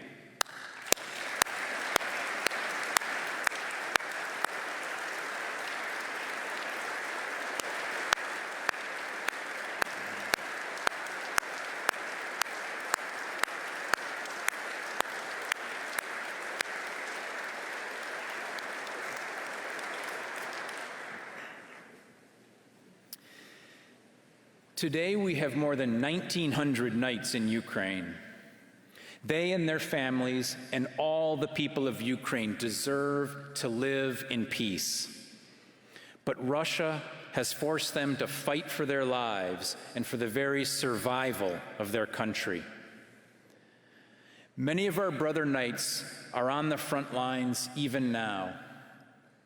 And with sadness, word has reached us that at least 2 brother Knights have given their lives. Their names are Petro Popovich and Oleg Vorobyov.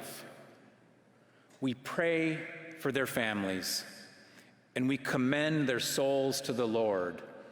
And as an order, we pledge to honor their sacrifice and stand with Ukraine for as long as it takes.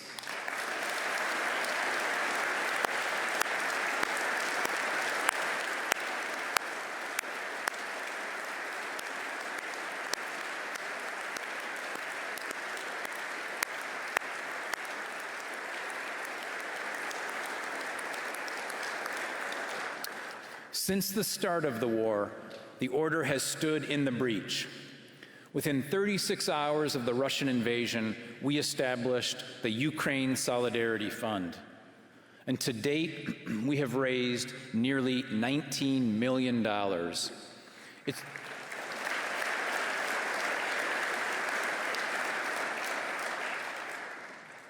It's one of the largest and fastest relief efforts in the Order's history.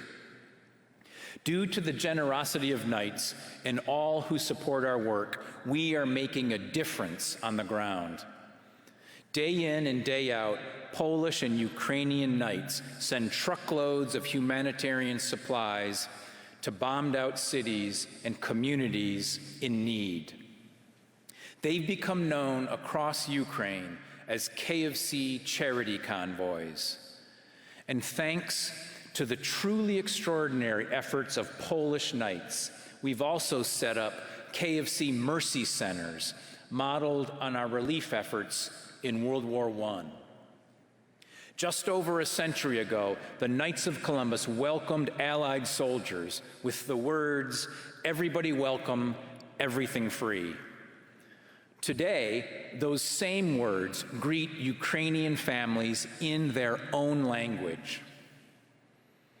In April, I visited our Mercy Center in Ravenna at the Ukraine-Poland border. I saw firsthand how we provided an oasis of material and spiritual support.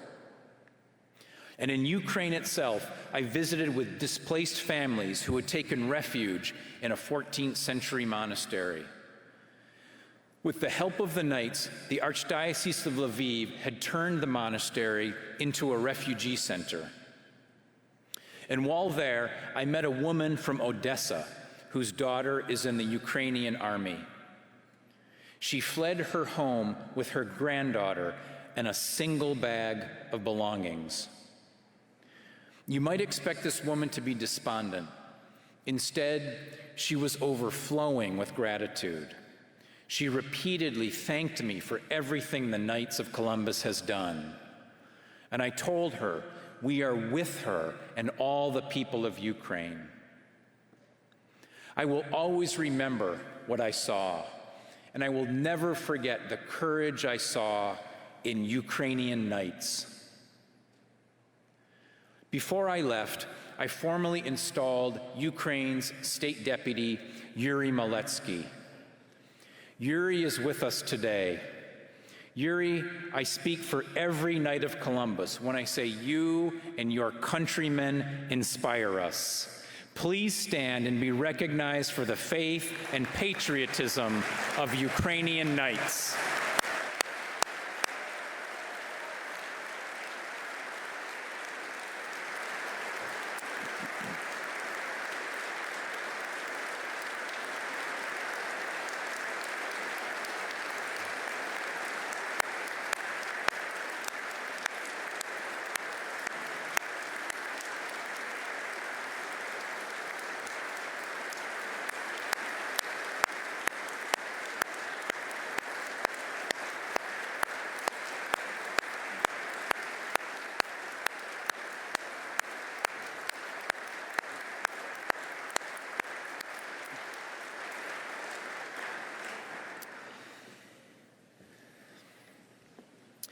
Before I traveled to Poland and Ukraine, I had the privilege to meet a second time with Pope Francis. We talked at length about the order's work in Ukraine. The Holy Father was animated as we spoke. As the meeting ended, Pope Francis gestured with both hands and encouraged me, saying, "Go on, go on." The Holy Father was not just speaking to me. He was encouraging every knight, all 2 million of us. He was saying, "Go on in defense of life." He was saying, "Go on in service to faith and family." And in this time of great challenge and even greater need, he was saying, "Go on in our witness of charity." The days ahead will be difficult. The road will be long. So let us set out as our founder and the men before us did, giving thanks and praise to God, asking for his help, because in him and only in him are all things possible. And the Lord, who has brought us this far, will carry us still further as together we step into the breach. Vivat Jesus!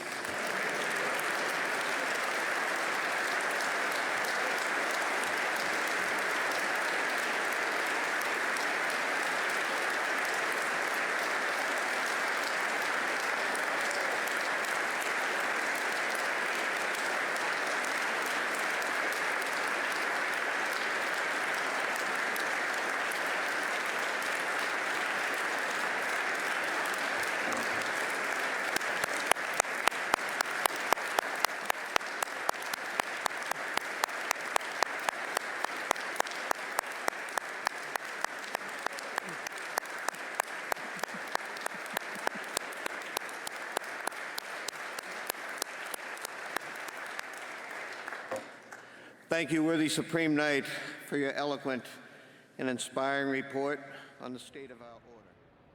And there we have it. That is the address by the Supreme Knight Patrick Kelly here at the 140th Supreme Convention of Knights of Columbus from Nashville, Tennessee, at the Gaylord Hotel Convention Center. The crowd is streaming out now after that particular talk. I'm Doug Heck, joined on set by our Senior Vice President for Communications and Strategic Partnerships of the Knights of Columbus, Jonathan Reyes, wears many hats and has been here all along, co-hosting the program, and that was the opening session and a wonderful, wonderful talk. A little bit longer than we thought it might be, but shorter than it has been in the past, right? Yeah, I think maybe the videos extended it a bit, but it was a nice touch, wasn't it? Right. Because it really brought to life some of the really neat things the Knights are doing. It sort of makes them tangible to people, I think. Right, absolutely. And what I thought was interesting, too, in the summation that he had, he talked about the idea that our moment is now. Our mission is clear, and it goes to the things you were talking about earlier: preserving life, protecting a family, and promoting the faith. Yeah, I think those are the three things that, if we can do in this moment, are going to be a great contribution to where the church is at and the wider society. I mean, I think the witness of caring for these children that the Missionaries of Charity are caring for, and us being able to help with that, or being able to address Hurricane Ida, right? Or being able to get oxygen to places. I think these are actually witnesses to the whole world, so that when we protect life and when we defend the vulnerable and when we preach the gospel, we have a certain credibility. Right, exactly. And that's because you always get the canards out there about the fact, whether it's a pro-life thing, well, you don't really care about the babies after they're born, or the mothers who have to go through these things, or, you know, you're only interested in supporting Catholic people who are in trouble. Right, and I remember when we started a program called Christ in the City in Denver, Colorado, what I realized was, if we can prove that we can be in this space caring for people, and not even close to the scale the Knights do, it gives you permission to speak in settings that you might not otherwise be allowed to speak in, because you have credibility for caring for people, especially, and I think this is important, Doug, with young people. Young people buy charity. They understand people giving themselves to others. It's a real way to get an entrance into sharing deeper things. But as we talked about, I think before, what's different with younger people today. It's kind of the World War II generation, maybe the baby boomers. They kind of would give to an organization and assume, okay, it's going to be done and done right. I'm not that involved with it. Younger people today, they want to see the rubber meets the road. I want to see that when I do this, that the things you say you're going to do are actually getting done. And that they're a part of it. This is why it's so great to invite people to the nights, because you're inviting them not to just a religious association, whatever they might imagine it to be, but you're inviting them to actually do something with their faith. And we found guys stick if they get involved in service. They want to stay. They begin to trust their brothers more. They begin to believe in what they're doing more. And here's the amazing thing. They actually encounter Christ. I think, as Mother Teresa said, there's a sacramental aspect to service. It really is an encounter with Christ that'll change them more than any good they're doing. Well, I think it plays to the appropriate understanding of the spiritual as well as the material, in the sense that we aren't just spiritual beings, nor are we just material beings, but it's the combination of those two. Right, and so that's why bringing that evangelization piece that he also spoke about, which I thought they gave a nice picture of the program you were asking me about. Right. Putting that with the charitable piece is precisely the kind of witness that the world needs right now, and was the testimony of Blessed Michael Mcgivern. And what was the reaction to the Knights when they got such a positive feedback from the present Holy Father? It was fantastic. I mean, the Knights love the Holy Father. That's who we serve. We count on his words. We listen to him. And so especially at that end, when Patrick says, go on, those words were really said. I saw him right after that meeting. He was so excited. And he handed them to the whole Knights. And the Knights erupt and they stand up, because this is a confirmation from the Vicar of Christ that everything we're doing is going in the right direction. Yeah, right, and continue the work we're doing. Because sometimes I think in the world we live in today, many times we can get disappointed or see things that we thought were going to work and help the church over the years, and they haven't quite worked out, and we can kind of lose hope. And I think this is the beautiful last line of the message, which was, all things are impossible in Christ. And so if you step into this work knowing we're going to give it our best, we're going to act like it all depends on us, as the cliche goes, but we know who's really doing the work, then that sort of utopian dream that would quickly get discouraged doesn't happen to us, and we stay at it, we keep going with the work. Let me ask you, it's interesting too, in his speech and even looking through the documentation, he starts off really focused on life. Why life first? I think just because of the moment. It's hard not to in a post-war world. You saw how people couldn't stay seated. They kept wanting to stand up and applaud, because, as he said, so many of us didn't believe it was possible. Right. We didn't believe it was possible. Right. What do you think the mindset of the church needs to be going forward after this happened, as opposed to what it was like before the ruling? Well, I think you put it well. There was two things that we want to have. We want to have a proper confidence that God can actually do great things, that things we don't expect can happen, that persistent work can pay off by the Lord's grace. And I think we also need to expect more opposition. I think the fight's going to get harder, as Patrick Kelly said, not easier as we go forward, because now it's going to go to the states. I think people who have been comfortable because they knew that abortion was protected by the Constitution have not felt the need to press as hard as they might. Now the whole game has changed. And so I think we're going to see a wave of increased pressure, and I think a humble confidence, and, as Ephesians says, to just stand. Stand, therefore, stand. Well, obviously it's prophetic, because I know the Justice Department has already filed against Idaho. Correct. So they're making their moves already. Right. And this is going to happen. And this is just one kind of fight. The legislation piece is only going to be one kind of it. We're going to see it in the press. We're going to see it on the ground. Hopefully it stays in the verbal arena, although we've seen some slippage there. But we just need to be confident that what we're doing is right, the Lord is in it, and have confidence that his will be done. Right. And I think it's important, too. I mean, one of the great things I think EWTN has tried to do under the leadership of Michael Warsaw in the last number of years, expand the news, with the idea of making sure people have good places to go and get information. I would think one of the great places that can be distributed as well, not only through the network like EWTN, but through the Knights of Columbus and the members there who are able to go out and say, no, this is what's really happening. Yeah, no, thank you for saying that to the guy who's in charge of communication for the Knights. I appreciate it. Absolutely. We've got 2 million members, each of whom can carry the message of life. and not just life, religious freedom, everything else. And so part of what we're actually working on are easy ways to help them articulate the truths that they stand for in the public square, in the workplace, in their parish, wherever they go, in ways that are not meant to be belittling or overly strong or preachy, but ways that are actually convincing to people who want to hear the truth. Right.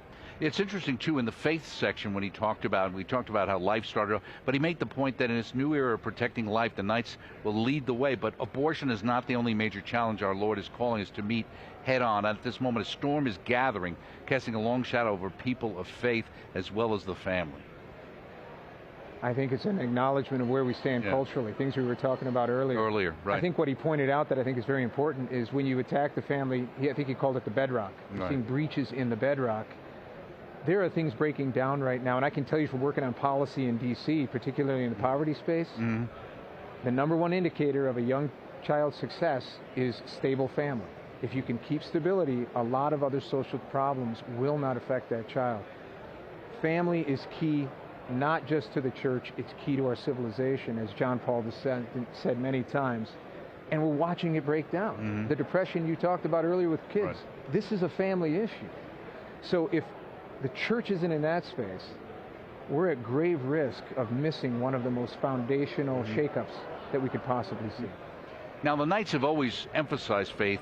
Are you emphasizing it to a greater degree than you might have before, or seeing that the need for that, like you said, that evangelization aspect to be something that needs to be lived by the members before they can share it? Right, and so both and, right? So we work, it's evangelization and formation. So both and, we want to make sure that the guys understand their faith. Look, this is an age that's going to question every element of your faith. It's going to question it in ways you don't even see. It's in every commercial, it's in every piece of media that enters your head, except EWTN. Of course. And so it's going to be fought for. And so we want men to fight for it and then be able to share it. And it's the confidence of living it yourself that gives you more plausibility when you actually want to go share it with others. In hearing from the membership themselves, the grassroots, the people out there, what kind of tools are they asking you to give them? It's great. The Knights have always been very practical. We're practical in our charity, we're practical in our evangelization. So they're saying, give us studies. Give us more things like our Into the Breach video series with the small group study after it. We want more of those so that we can do them in the council. And then teach us how to evangelize. Teach us, what do I say to the person at work? What do I say when someone says this? How do I share my own faith in a way that doesn't make me feel awkward? You know, Catholics, they don't always feel super comfortable talking about their spiritual life. That's a personal thing. How do we help them literally give them words to say this, tell this piece of your story? And I'm convinced if we give them the tools, the Knights will do it. That's the kind of men who become Knights. You give them the tools, they'll build it. You give them the tools, they'll share it. Has some of it also been, I think, to some degree, you know, in the past they always talk about triumphalism in the Catholic Church and stuff. So in some ways, you know, people feel like, well, I don't want to impose my faith on, like you said, Catholics tend to view it in a somewhat more personal than my experience has been, let's say, for some of the evangelicals, where it's much more common for them to be very open about talking about their Lord or their faith. Yeah, I think that's clearly in our heritage. I don't know if that's because we were for so long a minority in this country, and we're used to sort of being treated as second class. Where we're persecuted at times, like Ireland and stuff like that. Absolutely. It's also just the culture we're in that doesn't want to exert any truth for reasons we've talked about, which is because that's imposing something. But when you're alive to love of Jesus Christ, you know there's no greater gift, no greater act of generosity you can make to another human being than sharing. Right. So what have, in your experiences being a Knight, what had the greatest impact on your faith? As a Knight? Brotherhood, fraternity. So I came from a lot of Christian fraternity, and then when you get to the parish, you wonder, where is it? Where am I going to find it? So it's been that fraternity, and then it's been active charity. There are a lot of really wonderful, amazing apostolates that are about getting the faith right, thinking clearly, that don't have a super strong charitable aspect to it. And there are a lot of charitable work that doesn't have a strong commitment to the faith. The Knights bring those two together. I think that's sort of the magic formula going forward. Yeah, I think that's kind of hopefully what EWTN does, is bring a level of professionalism, but married to a love of the church and faith together. because sometimes you can run into very professional organizations where the faith may be a little bit on the backside, and other organizations where the people are wonderfully faith-filled, but they don't really necessarily have the tools to be successful in the culture we're in today. And your willingness to talk about people on the margins. You're not afraid of charity. You're not. So I think EWTN is bringing things together. It's making the church whole again, Doug. And that story that often gets told about that break in the church after the 60s, right. You guys are about healing it, and we're hoping to be about healing it too. Right. So it looked like from the numbers are up, right? I mean, I saw in the report, was it 65,000? I'm trying to remember. Yep, 65,000 new members this year. We lose members because of death and other things, but 65,000 new this year. Our numbers keep going up. By God's grace, they'll continue to do that. But again, evangelization is going to be key to this. Any sense of the age group? I mean, are you bringing in those young? Are those the younger people, or? I'm going to be close on this because I just heard the statistic, but the average age of a new member is 40. Okay. So it's exactly in the age of a man who's trying to build a family, get his career in place. And that's interesting you say that sweet spot in a lot of ways, because it is the kind of thing where people get, and it's a little older than it used to be. You know, it seems like everybody's about 5 years behind what it was maybe when I was growing up, in the sense of when people moved out of kind of the college mode into the married mode, into the household with children kind of mode. And it seems to be, and I ask you if you find this even with the night, it's when you got the kids. And all of a sudden you're starting to think of the future even more than you did before. What am I going to leave behind? What is my legacy? What do we believe as a family? I think that's absolutely true. I would say the one piece that seems to me a little new is we're also getting guys when they're newly married. I think a lot of young men realize, I don't know how to be married. I don't know what love looks like. I don't know how this is supposed to work together. Right. And they're getting so many mixed messages about what a marriage should be and what. Do you also find that some of those are also older, getting married older? Because they're all getting married older. Yeah. That is just a statistic. They're just moving later in life. There's economic reasons for that. There's personal reasons. There's cultural reasons for that. Right. But they're just getting married later. Right. But a lot of people enter marriage these days, young people, with less confidence than a generation where all their parents were pretty much stayed together. Well, because people look and say, I'm looking for commitment. And I don't see it anywhere. I see everything that I thought was committed, or at least a perception, whether it's mistakes in the church or issues in the church or issues in politics or the culture, where I thought something was solid and it turns out not to be. Can I trust you? Yeah, and can they trust their own commitments? I was speaking to a young person the other day who said to me, I just want to serve something bigger than myself. And then 2 minutes later in the conversation said, I think you should be able to walk away from marriage whenever you want. And I said, well, then it's not bigger than you. Because if it's bigger than you, you don't get to just walk away from it. The definition of bigger. And so I think we've got kids young people who don't know what commitment is, are afraid of making it, and don't know if they can trust it when they do. Right. We need to be fixing that. Okay, very good. With that said, we're going to take a look at a very interesting video. The Supreme Knight on his visit, which he talked about, helping in Ukraine.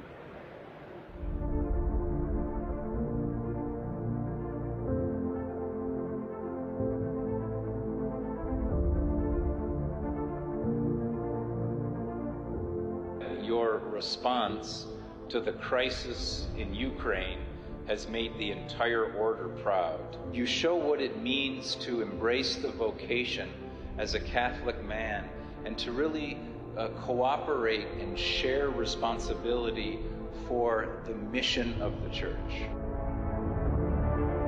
Dzisiejsza wizyta Najwyższego Rycerza w Polsce jest bardzo ważna dla nas, bo ona świadczy o tym, że doceniana jest nasza praca, nasz wysiłek i to, co robimy każdego dnia, aby pomóc naszym braciom z Ukrainy.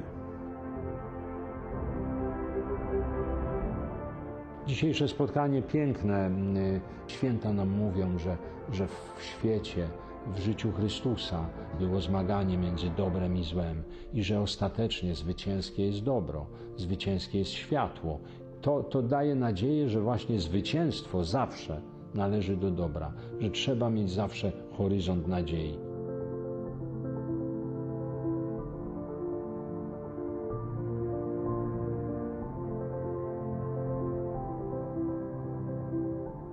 We are here at a retreat center that has been transformed into an orphanage where there are 100 Ukrainian children, mostly from the eastern side of Ukraine. So the Knights of Columbus is supporting this orphanage, and we're very proud to be able to do that.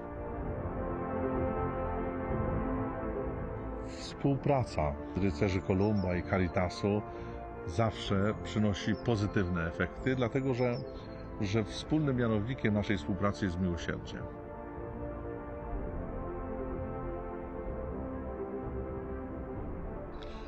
Меня зовут Аня, мне 17 лет, мы приехали с Украины как беженцы. Волонтеры приходят каждый день, убирают, готовят, которые тоже занимаются, делают всякие подделки, проводят игры общие. Naszą misją jako rycerzy Kolumba jest podać rękę tym ludziom, dać im szansę na to, aby mogli znaleźć bezpieczeństwo, aby otrzymali tą pomoc, która jest dla nich w tym momencie najbardziej potrzebna. So I think it's a concrete example of what Father Mcgivern started, this organization committed to unity, committed to charity, and this is the legacy that we have now, 140 years later.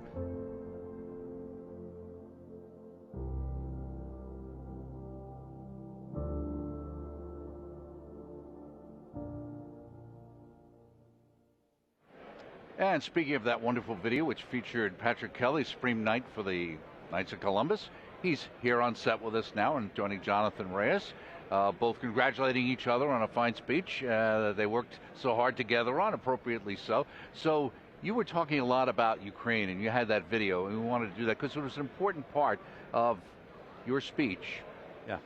Especially because you really hit on that at the end. Why did you decide to focus on that aspect at the end of your speech? I think because the theme of my speech was into the breach, and I think there is such a need. I mean, Ukrainians are in such a difficult strait, and the Ukrainian Knights, being assisted by Polish Knights, have done such a great job of really stepping in and helping those who are suffering. And so I thought I needed to focus on that at the end. And it was also what, in my discussions with Pope Francis, he was very, very interested in what we're doing in Ukraine.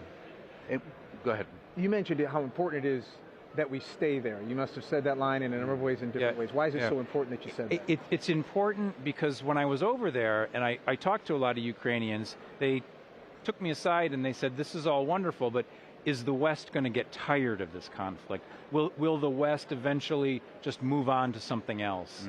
Because that's what they're concerned about. And I think that's why it's important that the Knights make a stand. We are going to be there for suffering Ukrainian people.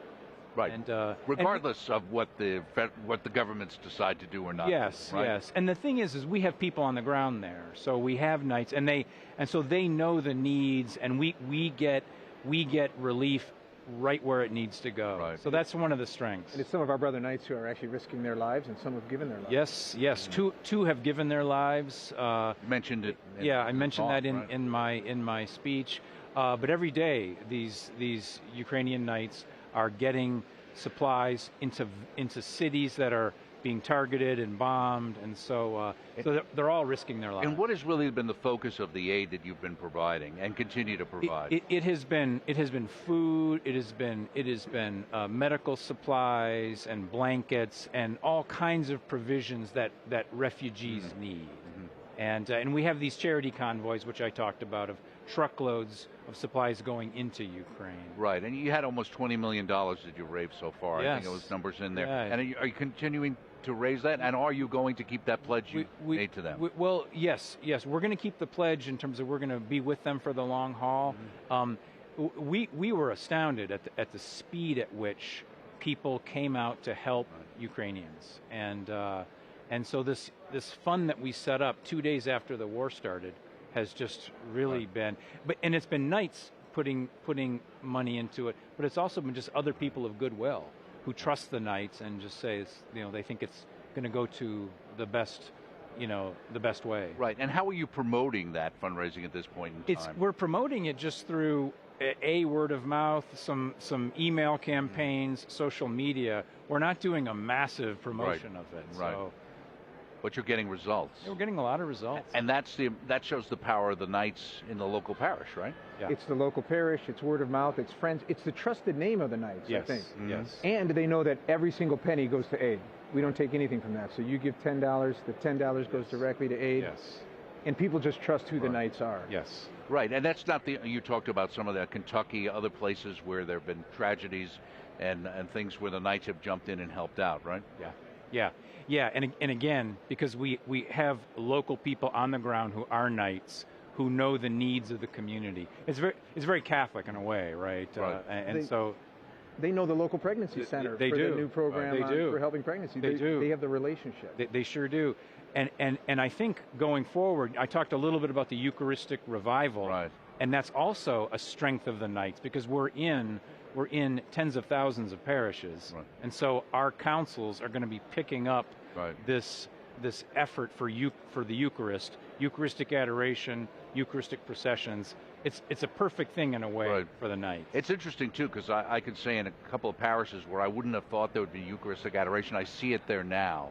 So I wonder if that's some early signs of the work of the Knights. Yeah, and often the Knights will be in the forefront of that, and they'll say to the pastor, Father, we'll do adoration, and so they do it. They staff it, and then other people from the parish come in once it's established. Right. So it really is kind of a service that the Knights do, and I think a lot of Knights do nocturnal adoration. So there's sacrifice involved, and of course the Knights like sacrifice. Right. One of the things we were talking about earlier that I want to get your take on is the way in which you've clearly brought together the charitable work of the Knights with an emphasis on evangelization for reasons you gave, which is in this age we need to do that. Yes. But that's not always the case. So what is your thinking about bringing evangelization and charitable work together? My thinking is that the Knights are not just a service organization, right? Our charitable work is wonderful. It's part of who we are as Christians. But the very founding of the Knights, we were founded to strengthen the faith of men and thereby strengthen their families. So we marry these two, faith formation and evangelization with the charitable work, and it really is it's the whole package, if you will. It's the faith, and what is the end of that faith? It's doing charity. It's helping other people. So it's a huge priority for myself and also for the whole senior team at the Knights of Columbus.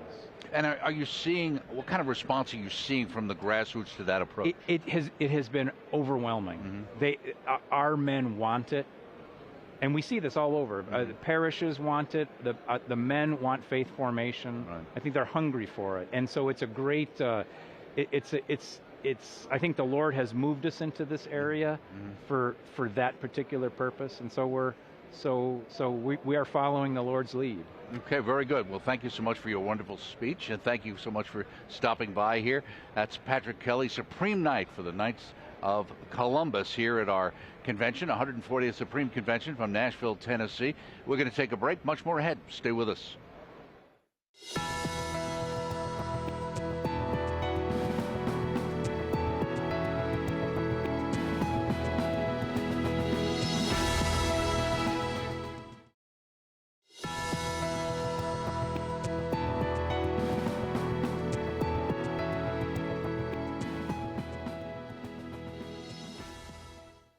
Supreme Convention. As we move along from Nashville, Tennessee, Jonathan Reyes and myself on set, now joined by Carl A. Anderson, a very familiar face, obviously, past Supreme Knight for the Knights of Columbus. Welcome, Carl. It's great to have you here. Nice to be back. Right. Last time we spoke, you had a book we were talking about. Yes, and it's good that we are here and looking at all the things the Knights of Columbus have done in the past year, and especially extraordinary report by the Supreme Knight. Right. Well, for you, as the past 20 years or so, right?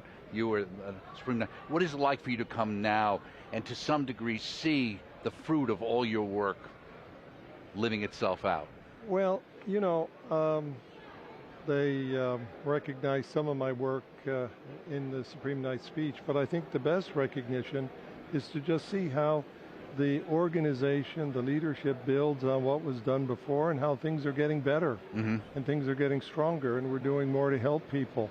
So really that's what's most exciting to me, is to see how every year it gets better and how the current leadership is moving the order forward in so many ways. There were a lot of high points in this speech, Carl, and did any stick out to you? I know these are all themes you've thought about, but did any grab you as, yes, that's where we need to be?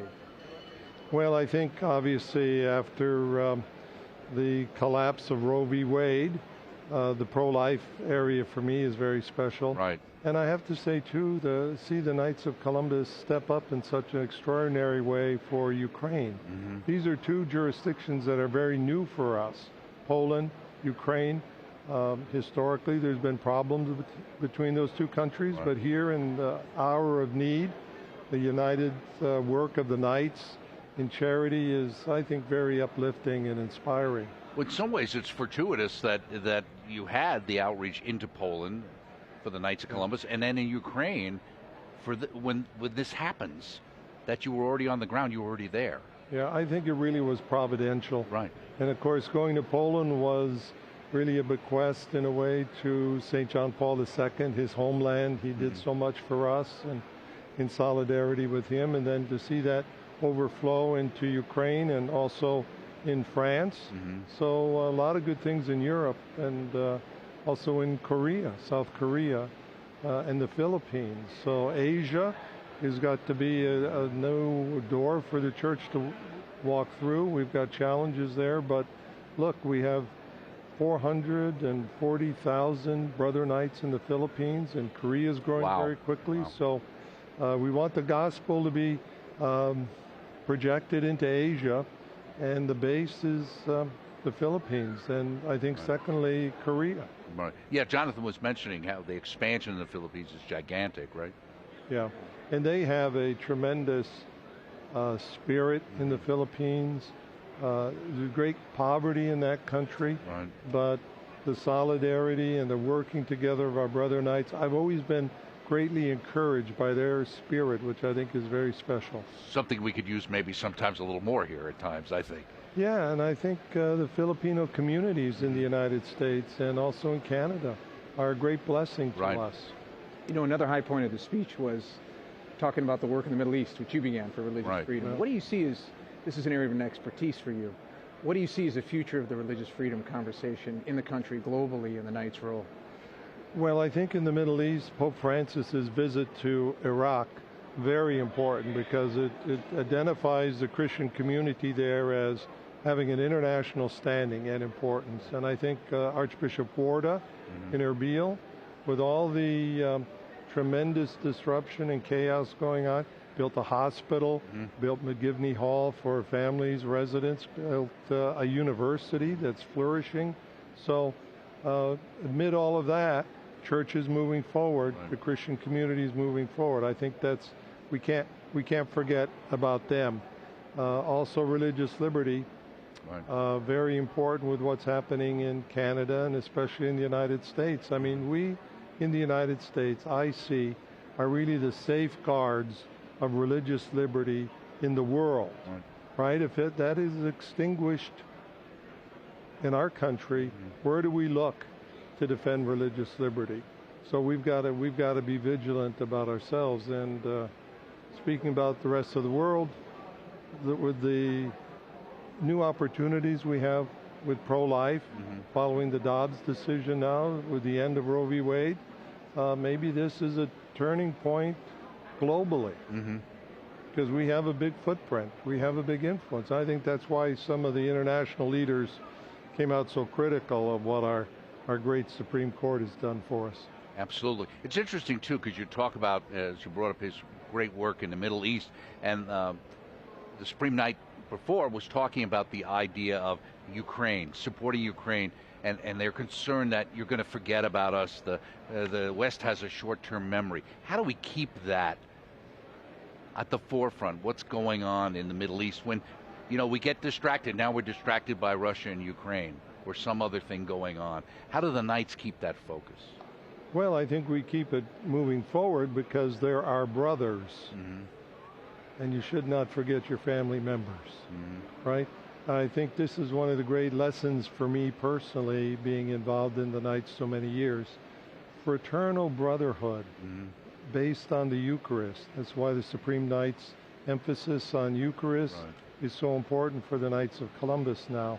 We have to show that among Catholics, and especially in the Knights, this idea of brotherhood, fraternal brotherhood that is grounded in our unity in the Eucharist, means we can't forget about our brothers in Ukraine or in Iraq or in Korea or other places where they're suffering. Is there a wider witness to unity the Knights can provide, Carl, to the broader culture? Well, yes. I think we do that by reaching out into the broader culture with works of charity and explanation of what that means for us. And I think that's one of the real genius insights of Father Mcgivern, that our principles of charity and unity and brotherhood are not simply for Catholics, but they're the Catholic witness to the larger society. And these are the values that really hold a society together, unless you're going to have a dictator. And it's, if I could say, it's the real value that Christianity has brought to the idea of democracy, and Catholics make a very unique contribution to that. Getting back to our discussion about my book. There you go. Perfect timing, a great way to end it. Thank you so much, former Thanks, Supreme Knight, Carl Anderson. Now we're going to take a look at a video featuring the Archbishop Laurie, who's the chaplain, a visit to Baltimore School, and then we'll get to talk with the Archbishop. Stay with us.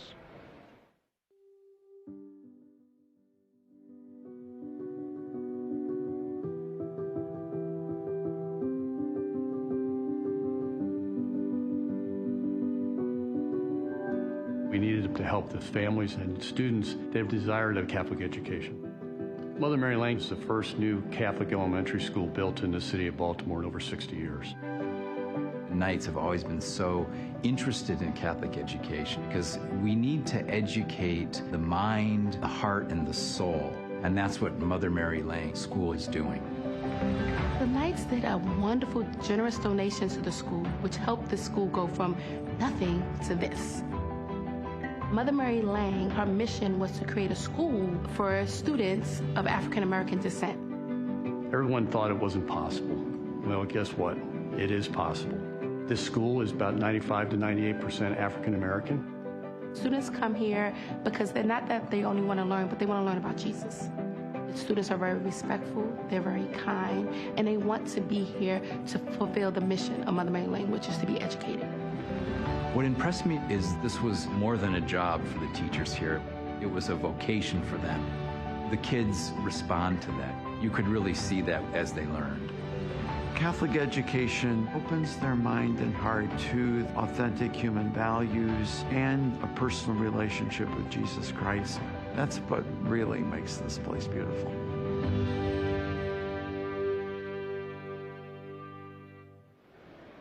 And there you have it, a very interesting video featuring the Most Reverend William E. Laurie, the Supreme Chaplain of the Knights of Columbus, who joins us on set. Great to have you with us. Good to be with you. Every year when we're covering these events, we always get a chance to talk to the Supreme Chaplain. How many years have you actually been the chaplain? I've been the chaplain since 2005. The first convention was Chicago. And after that convention, we had a Eucharistic Congress and a Eucharistic procession through Grant Park in Chicago. So I remember that first meeting vividly. When did you first get involved with the Knights of Columbus? Oh gosh, I've been a Knight about 40 years. I became the priest secretary of Cardinal Hickey, formerly the Archbishop of Washington, and he said to me, Father Laurie, are you a Knight of Columbus? To which sadly the answer was no. And he said, you will be now. And I believe he actually took me to my first and second degree And I like to say on the way home, he gave me the 3rd degree. Archbishop, one of the themes that keeps coming up is the relationship between the knights, but the laity in general, but the knights to bishops, the knights to pastors. It would seem at this moment, historically, that the need for that kind of unified work together, given all that's happened even more recently in the Church's history, is extremely important. Where do you see that going, the relationship between? It is. I think the knights, first of all, Father Mcgivern pioneered this in the 19th century. And I think it is absolutely important that we form not a competition, but a partnership. It's for members of the body of Christ. Our vocations are complementary. It's sometimes the laity have to be in the forefront, sometimes the clergy. But it's recognizing, respecting, accepting the gifts of the Holy Spirit distributed among both clergy and laity. And it is, the knights represent a model for how this is done. Father Mcgivern could easily have been the first Supreme Knight. He did not want to be. Really? He was the chaplain, but he meant this to be a lay-run organization. And you see it now. You see Patrick Kelly standing up there, bearing witness to faith in the Eucharist, bearing witness to what it means to be a Catholic man in the world, calling 2 million men to go into the breach. If you got the heart of a pastor, that does nothing but make you really happy. That makes you happy. You feel support. And that's what I see the knights can lead the way in the church for. The synodal discussions that we've been through are good. But occasionally in those discussions, the competitive model comes out. So for the laity to increase, the clergy have to kind of go away. One person said, we should abolish the hierarchy. The knights are saying, no. This is something we do together. Right. And instead of competing, we mutually reinforce one another. That's what it means to be members of the body of Christ. Right, but that's the thing that takes true humility for all of us to understand where our role is and where somebody else's role might be, right? And that's what I've learned as chaplain over time. There was a curve here, a learning curve for me way back when, and there sometimes still is. But learning that how do I support and fit in to a lay-run organization. And it's been a beautiful thing for me, and I think it's a beautiful thing for countless priests and bishops. What do you say to your brother bishops when they ask you, hey, should I have the knights help me with this, or can I use them here? I know we have a lot of supporters, but how do you explain us to them? Well, first of all, I think a lot of bishops just love the Knights of Columbus already, because they've already experienced the support. We call ourselves the strong right arm of the church.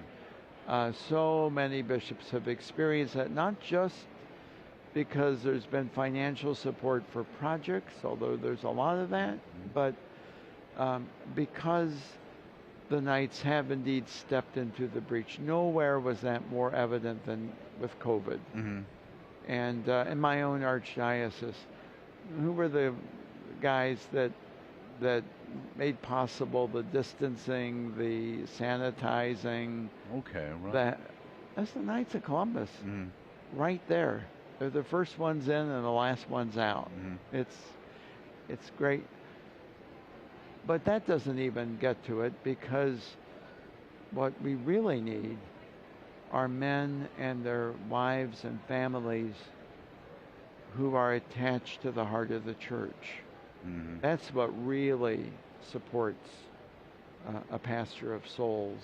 And that's what really gives him confidence in his ministry. That's what we now as a supreme chaplain, Do you deal directly with the local chaplains, or how does that work?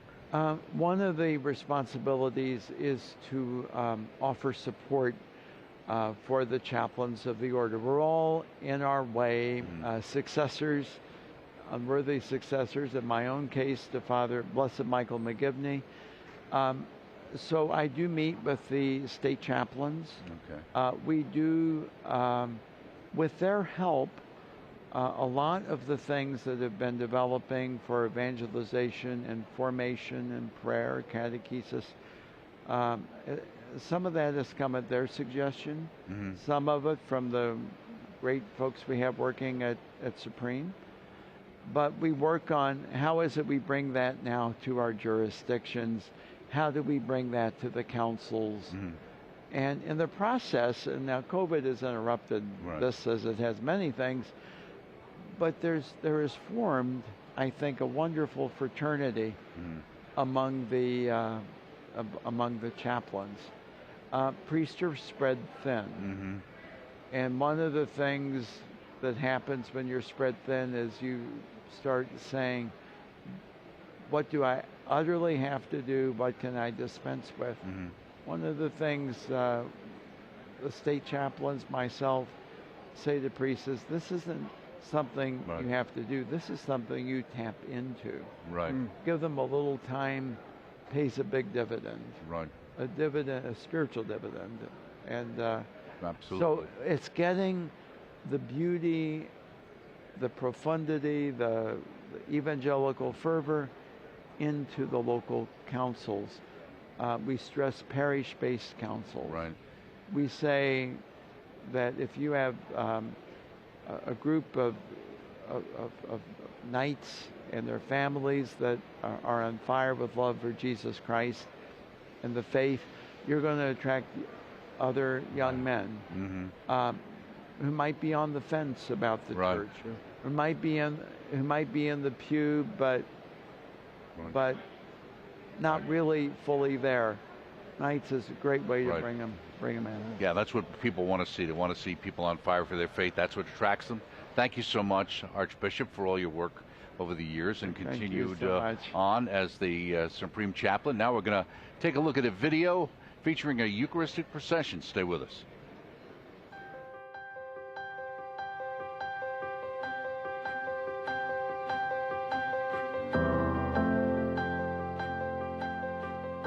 We're celebrating the Feast of Corpus Christi today. It's a beautiful feast day today for our church, and we have a yearly tradition of a Eucharistic procession.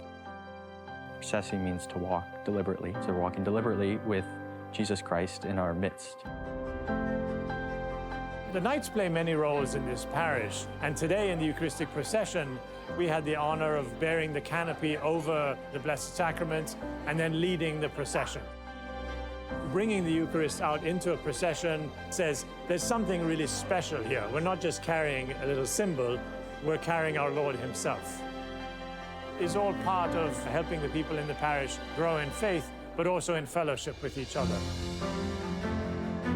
Personally, I just really felt the Holy Spirit, but it just felt real good just seeing everybody together, walking in unity and with one thing on their mind, which is God. Being a knight has made me a better man, father, husband. Life is not easy, but we all help out each other. We just look at it as a big family, and I think that's real powerful. The Eucharist is the source and summit of our Christian life. We have fallen asleep as a culture, and the Eucharist is the way for us to wake up, because Christ himself is our only hope. As he is brought out among the people into the public square, transformation can take place at the level of the heart and also at the level of society. It was a beautiful procession.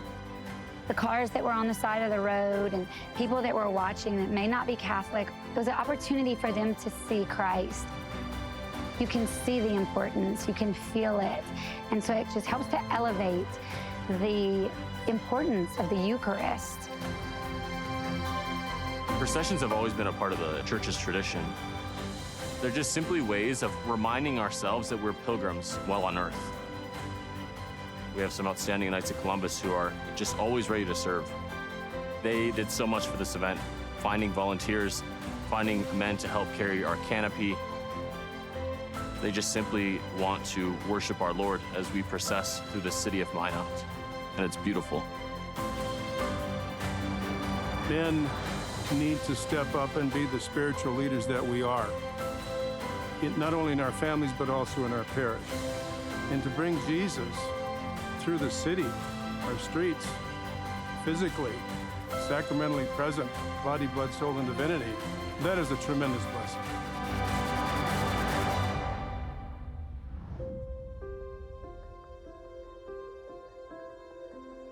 Boy, they're all short.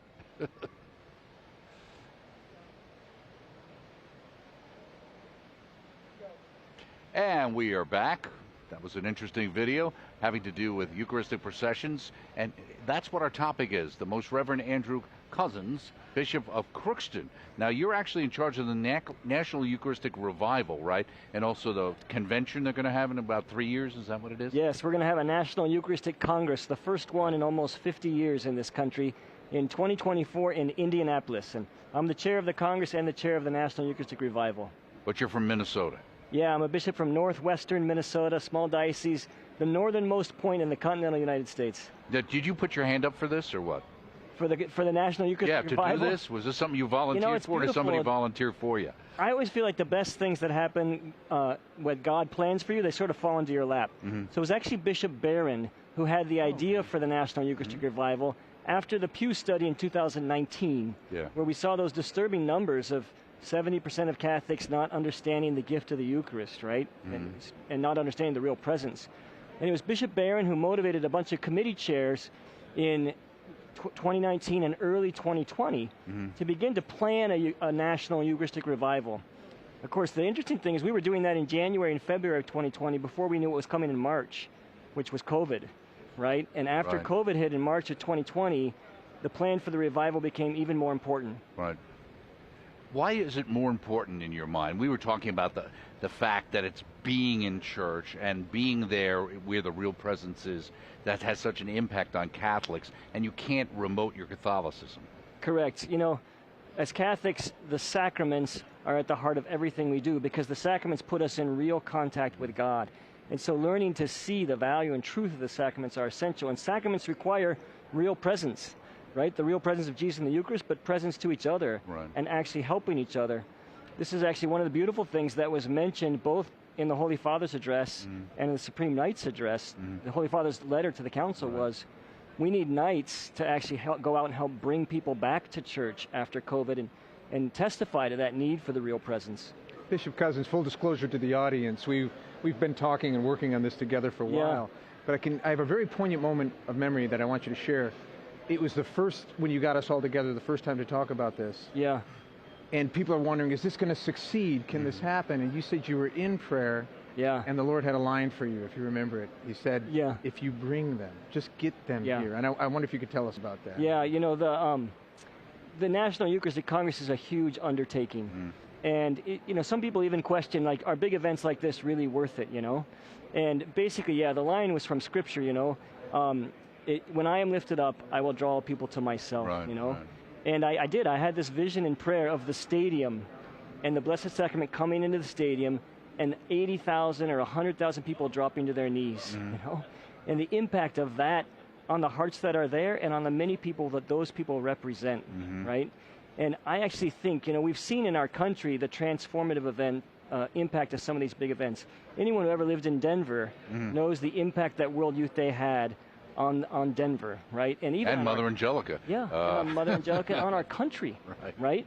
So many people like me, we look at that event as a foundational moment in our youth, like that encounter with John Paul II, that encounter with the Universal Church.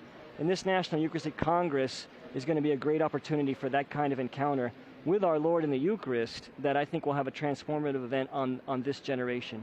Well, that's interesting, and like you said, so what is different about it? Because so many times people say, well, this is a great idea, we all get together, everybody goes rah-rah, and we all feel good, and 3 months later, nobody can remember what was going on or what happened to the follow-up. So is there going to be not only, obviously, with the centrality of the Eucharist, driving it, what are there plans for follow-ups? How would things like that work? Yeah, there's several points that are different about this initiative. The first is it's a 3-year initiative. This is not just about an event, right? The bishops have called for a national Eucharistic revival. That's a 3-year initiative, at the heart of which is the National Eucharistic Congress, right? But we all know, anyone working in the church today, and Supreme Knight mentioned this in his address, the church is in need of making a missionary conversion right now. Right. The Church of the United States needs to become a missionary church, and Supreme Knight Kelly asked for that in his address. He said, we need knights to be missionary disciples, you know? And so, in my mind, this is the largest evangelistic initiative the U.S. bishops have ever attempted. And it's really about that missionary conversion. And so, the goal of the Congress is to help create missionaries, and we're going to dedicate the whole 3rd year of this revival to helping equip and inspire knights, other people, to be missionaries, to be able to give the good news about the Blessed Sacrament to our church, and really about Christ's presence at the heart of our church. And the final point is this, you know, if you're going to be strengthened to be able to stand in our culture in the way that people need to stand in our culture, we need to be strengthened in our identity as the church. And the Eucharist is our identity. When we are strengthened in our relationship with the Eucharist, we're strengthened in our identity. And that's going to give us the strength to be missionaries that we need to be, but also to be witnesses as we have to go into the breach, right? As we're talking about here at this convention. So to me, it's a really important time to focus on the Eucharist. You know, I just recently read Pope Leo XIII's letter on the Eucharist from 1902. And he, of course, was the Pope who said the 20th century is going to be a very difficult century, right? And he's the Pope who asked for the St. Michael prayer to be prayed after every Mass, right? And in that encyclical, he says, now is the time to focus on the Eucharist so that we're strengthened as a church to stand against the difficulties that come. And I think that's just as true today as it was in 1902. Well, I can tell you can count on EWTN, Peter Gagnon, Enrique Duprat on our Spanish side are all dedicated, and obviously Michael Warsaw is committed to all our support to whatever we can do. If we couldn't do it, Mother Angelica would not be very happy with us. So thank you so much, Bishop. It's great to have you here on the program. Thank you. And of course, the Knights have been with us right from the very beginning, so we're really, really grateful. Okay, that's Bishop Cousins. And don't forget, the Eucharist, it's central. If you're a person who watches EWTN, you know what it meant to Mother Angelica. Now we're going to talk about something else that's important to the Knights. Family of the Year, Austin and Tracy Sewell. It's a very special video. Quite enjoyable. Take a look.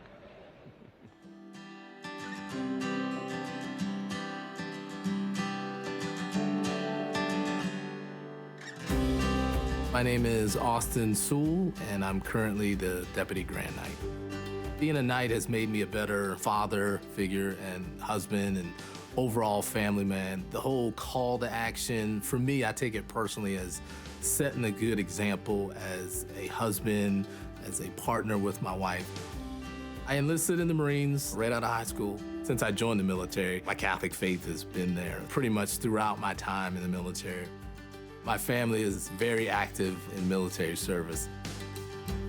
Knights of Columbus to me has been, I think, an opportunity to see my husband grow in his faith. It's just a great example to me as a mom, as a wife, and to our kids as, you know, future men and women that we want to see grow in their faith in the Catholic Church. When we're at home and not in church, I feel like our faith is the biggest part during dinner time. Every day, whenever my mom cooks, we all sit down and we have a time together to come together and pray just for our family, other people. The Sewell family, they impact this parish in amazing ways and the community as well. The main thing they do is just their witness of love and the witness of just the beautiful family dynamic they have. The Sewell family is a wonderful family. They seem to want to always be there to help. They provide a great model for other families in the parish.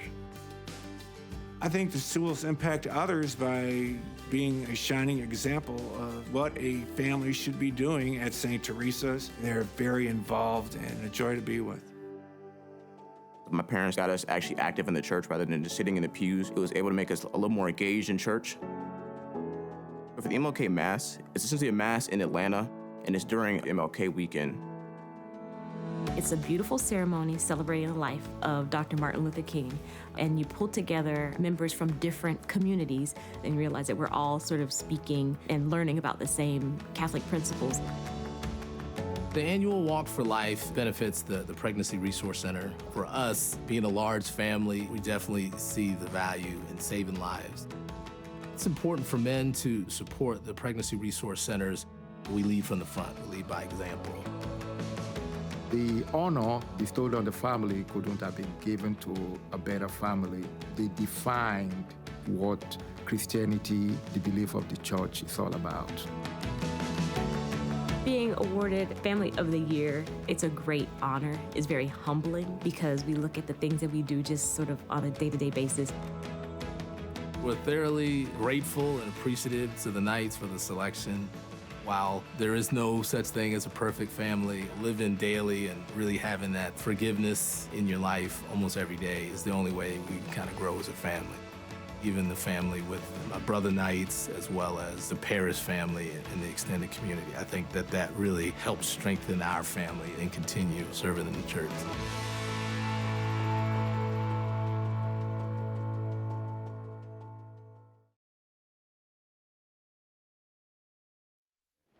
And thank you so much for staying with us. A wonderful video. Well, you don't have to rely on the video. We have Austin and Tracy Sewell here as well. It's great to meet you. Thank you. It's glad to be here. So you are, well, you're the titular heads of the International Family of the Year, right? So how many children do you guys have? We have 9 children, okay. 7 boys and 2 girls. Okay. Now, how does one go about with the Knights of Columbus getting picked for something? Is this something you filled out a test score to see if you could win or something? How did that work? Yeah.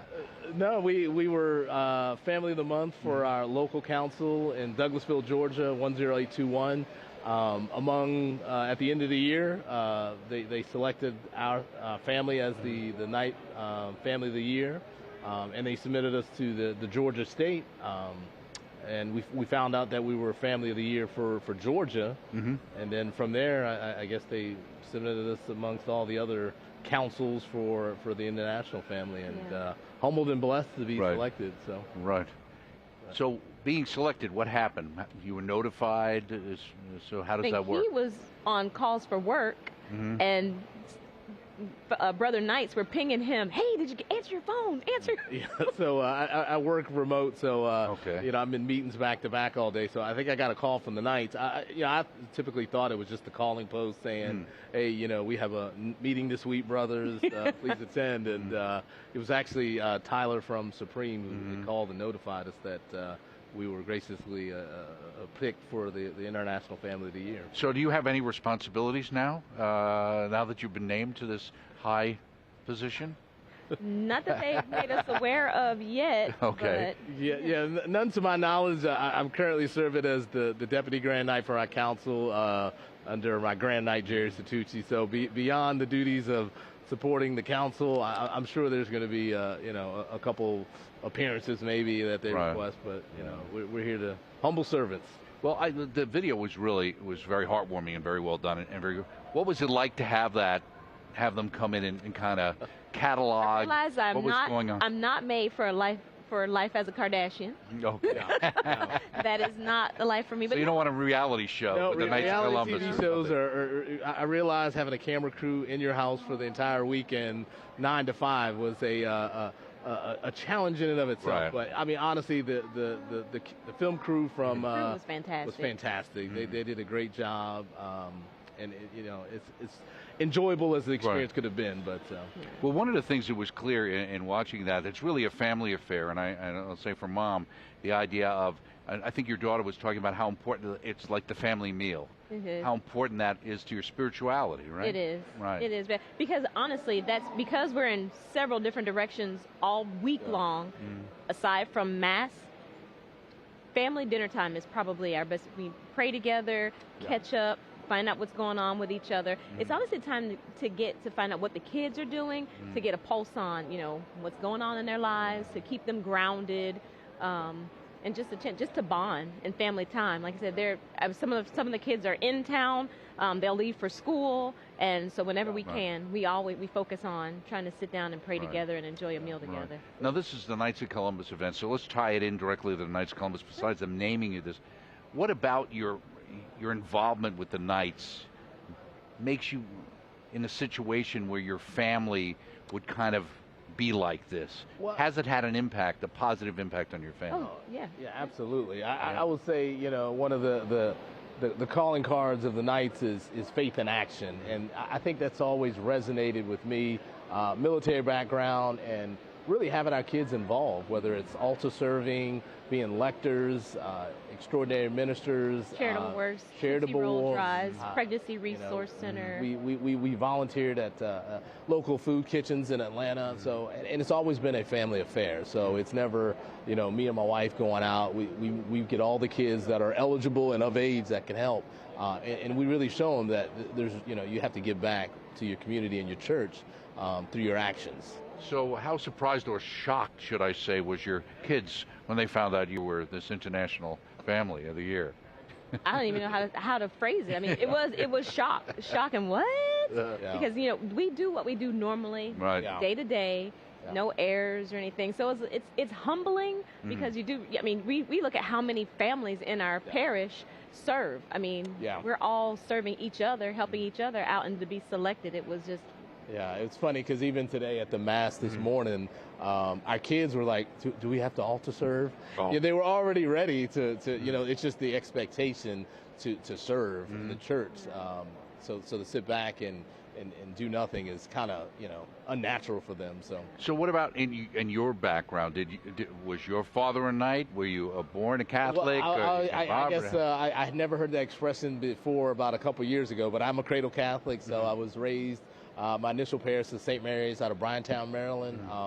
And family was real big in the church. My uncle and my father were knights. And it was just the expectation to serve. Even as my uncle served in the church, he was an usher. So we helped him, even at the young age of 5 or 6. So doing nothing was really never an option. Is that to serve? Does that also fit into your dedication from a military perspective, that idea? Yeah, I would say of all the combat deployments, what I found most rewarding in my time in the military was the humanitarian outreach, which was the volunteer work and flying humanitarian assistance for disaster relief areas. Right. So that was always, we worked 14 plus hours a day, and you never got tired because you were energized by the good works.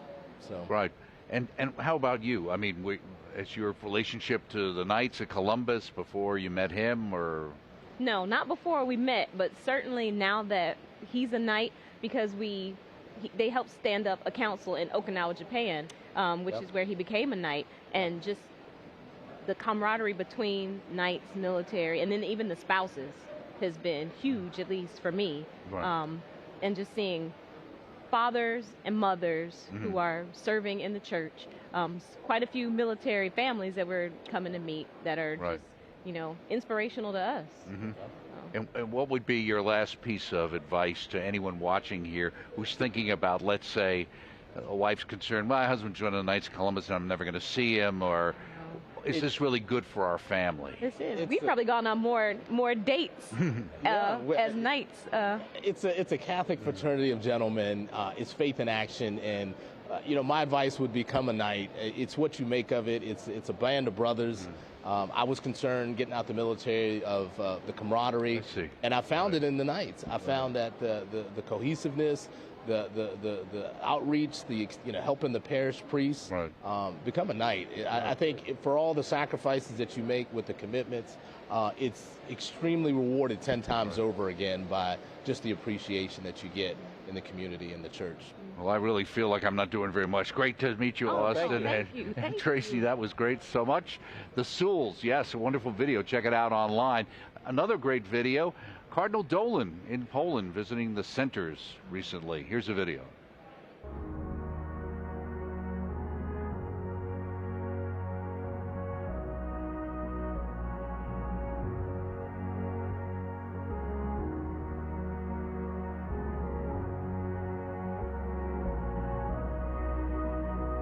The Knights of Columbus, it is such a proud part of the Catholic faith in the United States. To see the Knights of Columbus so radiantly active here doesn't surprise me. They are putting the corporal and spiritual works of mercy into action. And also with the Catholic Near East Welfare Association, CNEWA. So for them to be able to cooperate with you, bravo. We're very blessed here in Poland to form greater collaboration between CNEWA and the Knights of Columbus. CNEWA is a papal agency which focuses on offering humanitarian assistance, pastoral assistance, and aid that is needed particularly for the churches, the Eastern Catholic churches. CNEWA has been a tremendous supporter of all the efforts of the Knights of Columbus, and CNEWA has been very generous with its financial support to pay for the mercy centers, the Polish-Ukrainian border, but also to support the mercy centers that we established in Poland, where we want to focus on the integration of the Ukrainian people with the Polish society. So I think it's a great partnership between Knights of Columbus and CNEWA.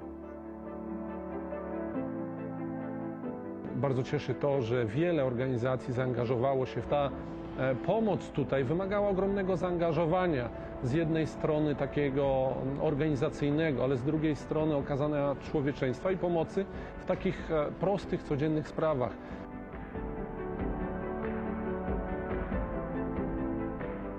One of the things that Cardinal Dolan has brought out during the course of these days is the way in which all of these Catholic aid agencies are to work together toward and for the same end of trying to bring relief to the humanitarian and institutional crisis that has been provoked by this harsh war against and in Ukraine.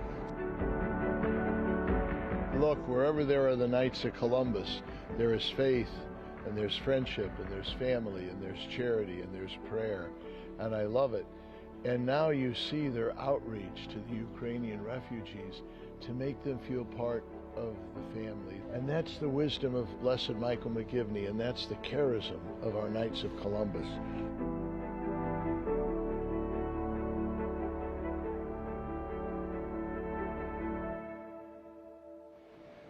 And a wonderful video featuring a wonderful cardinal, His Eminence Timothy Cardinal Dolan of New York, of course. Best place in the world, New York. And he joins us now on set. Great to be nice to be here with you again. Appreciate the invitation. With Jonathan Reyes. Of course, you're always in different places. You were over there in Poland. What got you to be over in Poland? Anything to get out of New York. Is that what it was? Anything to get away from work. So here, I'd like to think it was just because that's where the church should be. Mm-hmm. And by the way, being here now has brought back such grateful memories about seeing all these people and all. The fellow from Ukraine that's here, and Simon, yeah.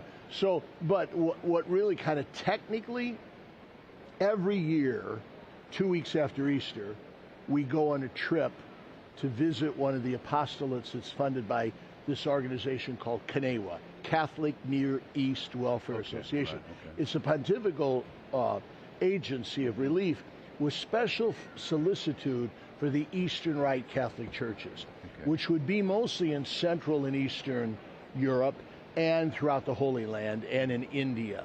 So usually we'd go to see one of those areas. We were supposed to go this year to Egypt, but boy, when the mess in Ukraine started with the Russian aggression, I said to Monsignor Peter Vicari, who's the executive director, I said, we got to go to Ukraine. So we didn't know we could get into Ukraine, but that was okay because we really wanted to visit the agencies that were welcoming and helping the people fleeing and they were in the Poland. Assault. And they were in Poland, Slovakia, Romania, and Moravia. Did you get to visit each of those? No, we only could go to, we only went to Poland and Slovakia, and then at the last minute, we were able to go into Ukraine. What did you spend see? 24 hours there. What did you see? Well, the major reason we went was not so much to see the mess in Ukraine as to see how we were assisting the refugees. And what we saw was amazing. I mean, first, let me just talk about the strategy. The well-oiled machinery these things always fall out. Do you get them too? They get. When I sit on, I got to wear these half the time. So it was a well-oiled machinery of greeting these people with love and tenderness, taking care of their immediate needs, but then helping them get settled. A number of things really impressed me. One would be how choreographed it was. There didn't seem to be duplication. Like like the Knights of Malta said, we'll take care of the warehousing of the supplies. You tell us what you need. And then the Knights of Columbus said, we'll distribute it. They were especially close to the border. Aid to the Church in Need, Catholic Relief Services. They were all kind of well-oiled coming together. Number two would be their desire not to have refugee camps. That word itself is almost kind of toxic. I see. I mean, we still talk about the refugee camps of the Palestinians. Right, and we're talking and about other places in the Middle East. We're talking about 80 years after. So they didn't want to do that. Now, something that aided them in the welcome of the refugees in Poland and Slovakia would be the fact, I don't know if this has come up, beginning really after the fall of the Iron Curtain in the early 1990s, a good number of Ukrainians voluntarily left Ukraine, as any other immigrant group would go, to Poland and those border countries to find work. Right, sure. And they settled. And now they're second generation there. They all said, we'll take them in. Right. We'll take them in. Now, that didn't mean they had the food and the supplies necessary. That's where we could come in and help them. Okay, you're going to take them in. What do you need? You need bedding, you need blankets, you're going to need food, you're going to need a little extra money for gas and taking care of them. And then also what they do, like the Knights of Columbus, is then at night for the evening meal, they get the Ukrainian refugees in the area together. So they never felt isolated. And they'd have a meal together and prayers together.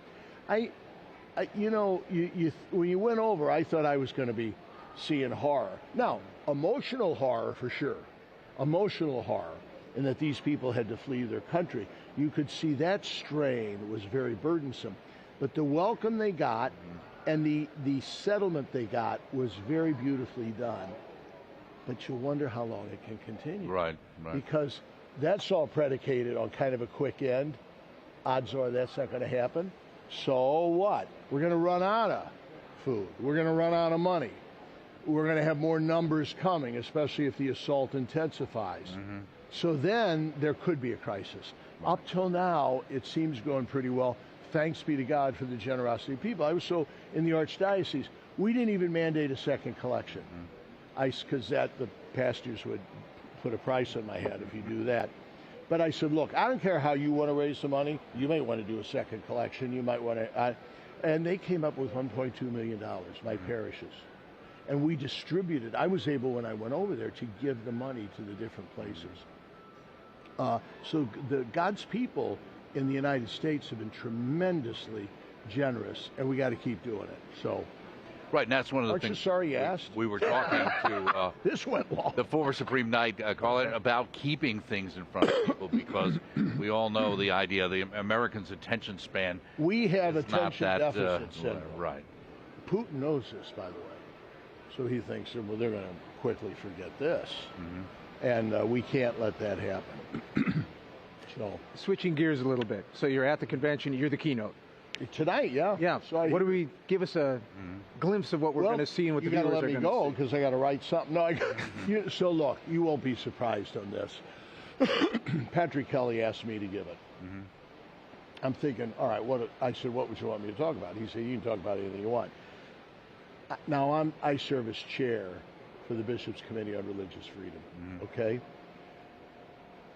Really. A muscular part of that defense of religious freedom on the bishop's part for the last dozen years since it was established have been the Knights of Columbus. So I'm going to speak about that. I was kind of glad that the Supreme Knight, the new Supreme Knight, kind of was good antipasto because he talked about it a bit. So I'm going to talk about that if it's okay. Are you guys covering it? Oh, absolutely. Way to go. Absolutely. I'm going to do some card tricks. We're covering it live maybe there. Some little slideshow from my trip to Ireland. Those are very popular. Yes, we'll put that on demand. In fact, we can probably charge for that. Hey, you host these shows. You know how sometimes we're reduced to the card tracks. If I show more pictures of my nieces and nephews. That's right. We'll start playing a little music. You can do a self-shoe. Exactly. So what about, let's ask you about something else that relates. You know, the COVID, the impact it's had on so many of the faithful and getting them back to, and certainly New York, which got hit very badly early on and has still in many ways not recovered. Yeah. You know, I think it's going to take us a while to mine what we've learned from COVID. I'm an historian by training. Sometimes these things take a while. You see now some of the long-term stuff, people not back to work. We see in New York, our office is even going to come back, our tourists going to come back. You see the anarchy on the streets. I'm thinking, and even though people are kind of almost all back, we're at about 92% of return from pre-COVID. And not that you depend on this, but the contributions are about that too, of recouping where we were. So that's kind of good that they're coming back. I still, a couple things. I was kind of hoping, you know, God can bring good out of evil. I thought the terrible, or the trauma of the COVID might bring about a bit of a religious revival. I haven't seen it yet. Right. I'd like to think maybe it'll still come. I don't know. I mean, all I heard during COVID was we missed the sacraments. Oh, you know, what's this all about? Oh, what's God trying to tell us? Oh, I'm praying more. Well, you kind of don't yet see that. So, and number two, here's something I think we bishops got to tackle a little bit. Were we too quick, laudably, I mean, you can see the intention was good, to give in to severe restrictions on spiritual and religious life? So we were so eager to give a good example of we need to cooperate with the legitimate and reasonable health expectations.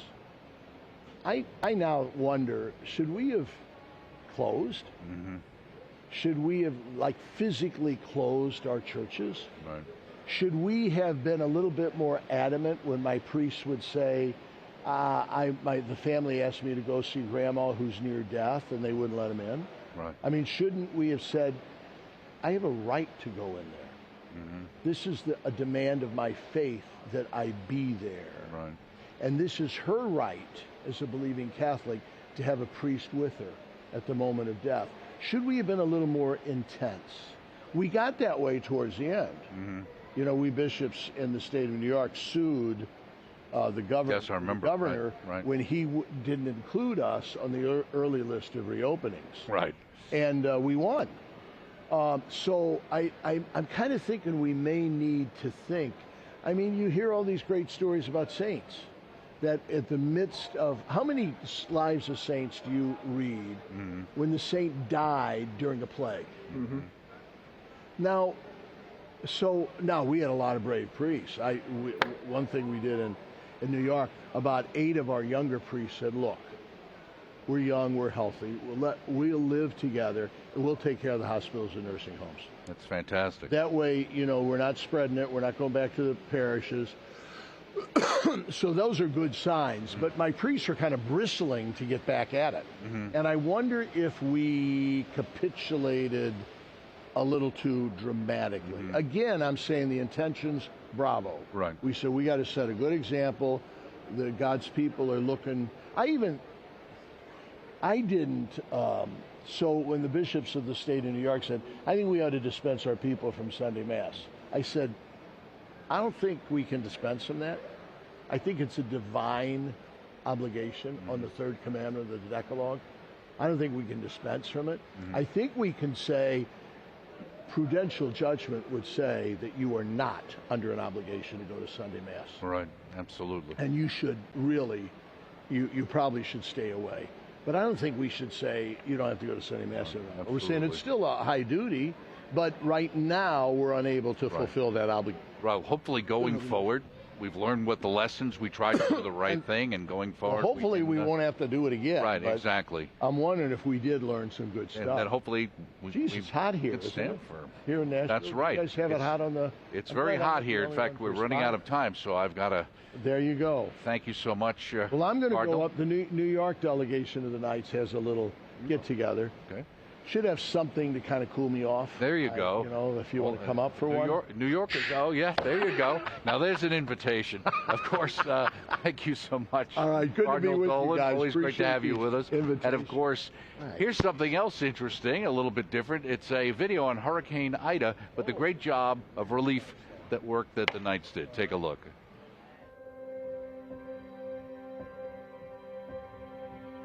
All signs indicate this will become a major hurricane on its trip to Louisiana.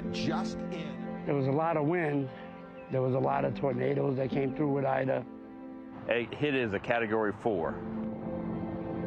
Been a month, they still have no electricity. The winds from Ida were here stronger than Hurricane Katrina.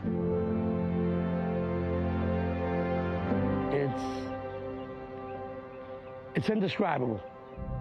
We contacted our diocese, we contacted our local parishes and members, and we reached out to the worst hit areas and tried to find out where we can get in at. Once they cleared the roads, more councils came out and started serving foods and meals and delivering supplies.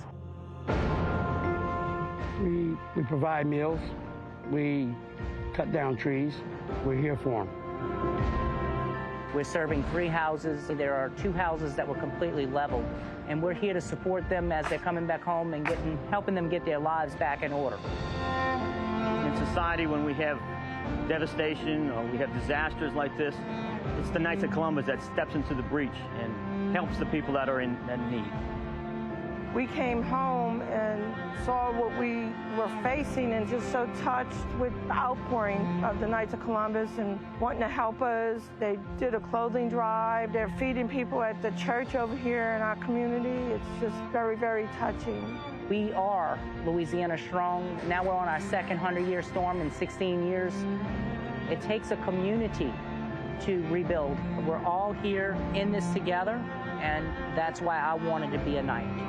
These are great activities for younger Knights to understand what we do and how we serve the church, and then how we serve the community also. They take that sense of community they founded with each other, and they take that out into the world. We see people come in for food. 2 days later, they're back to serve food, and it just snowballs from there.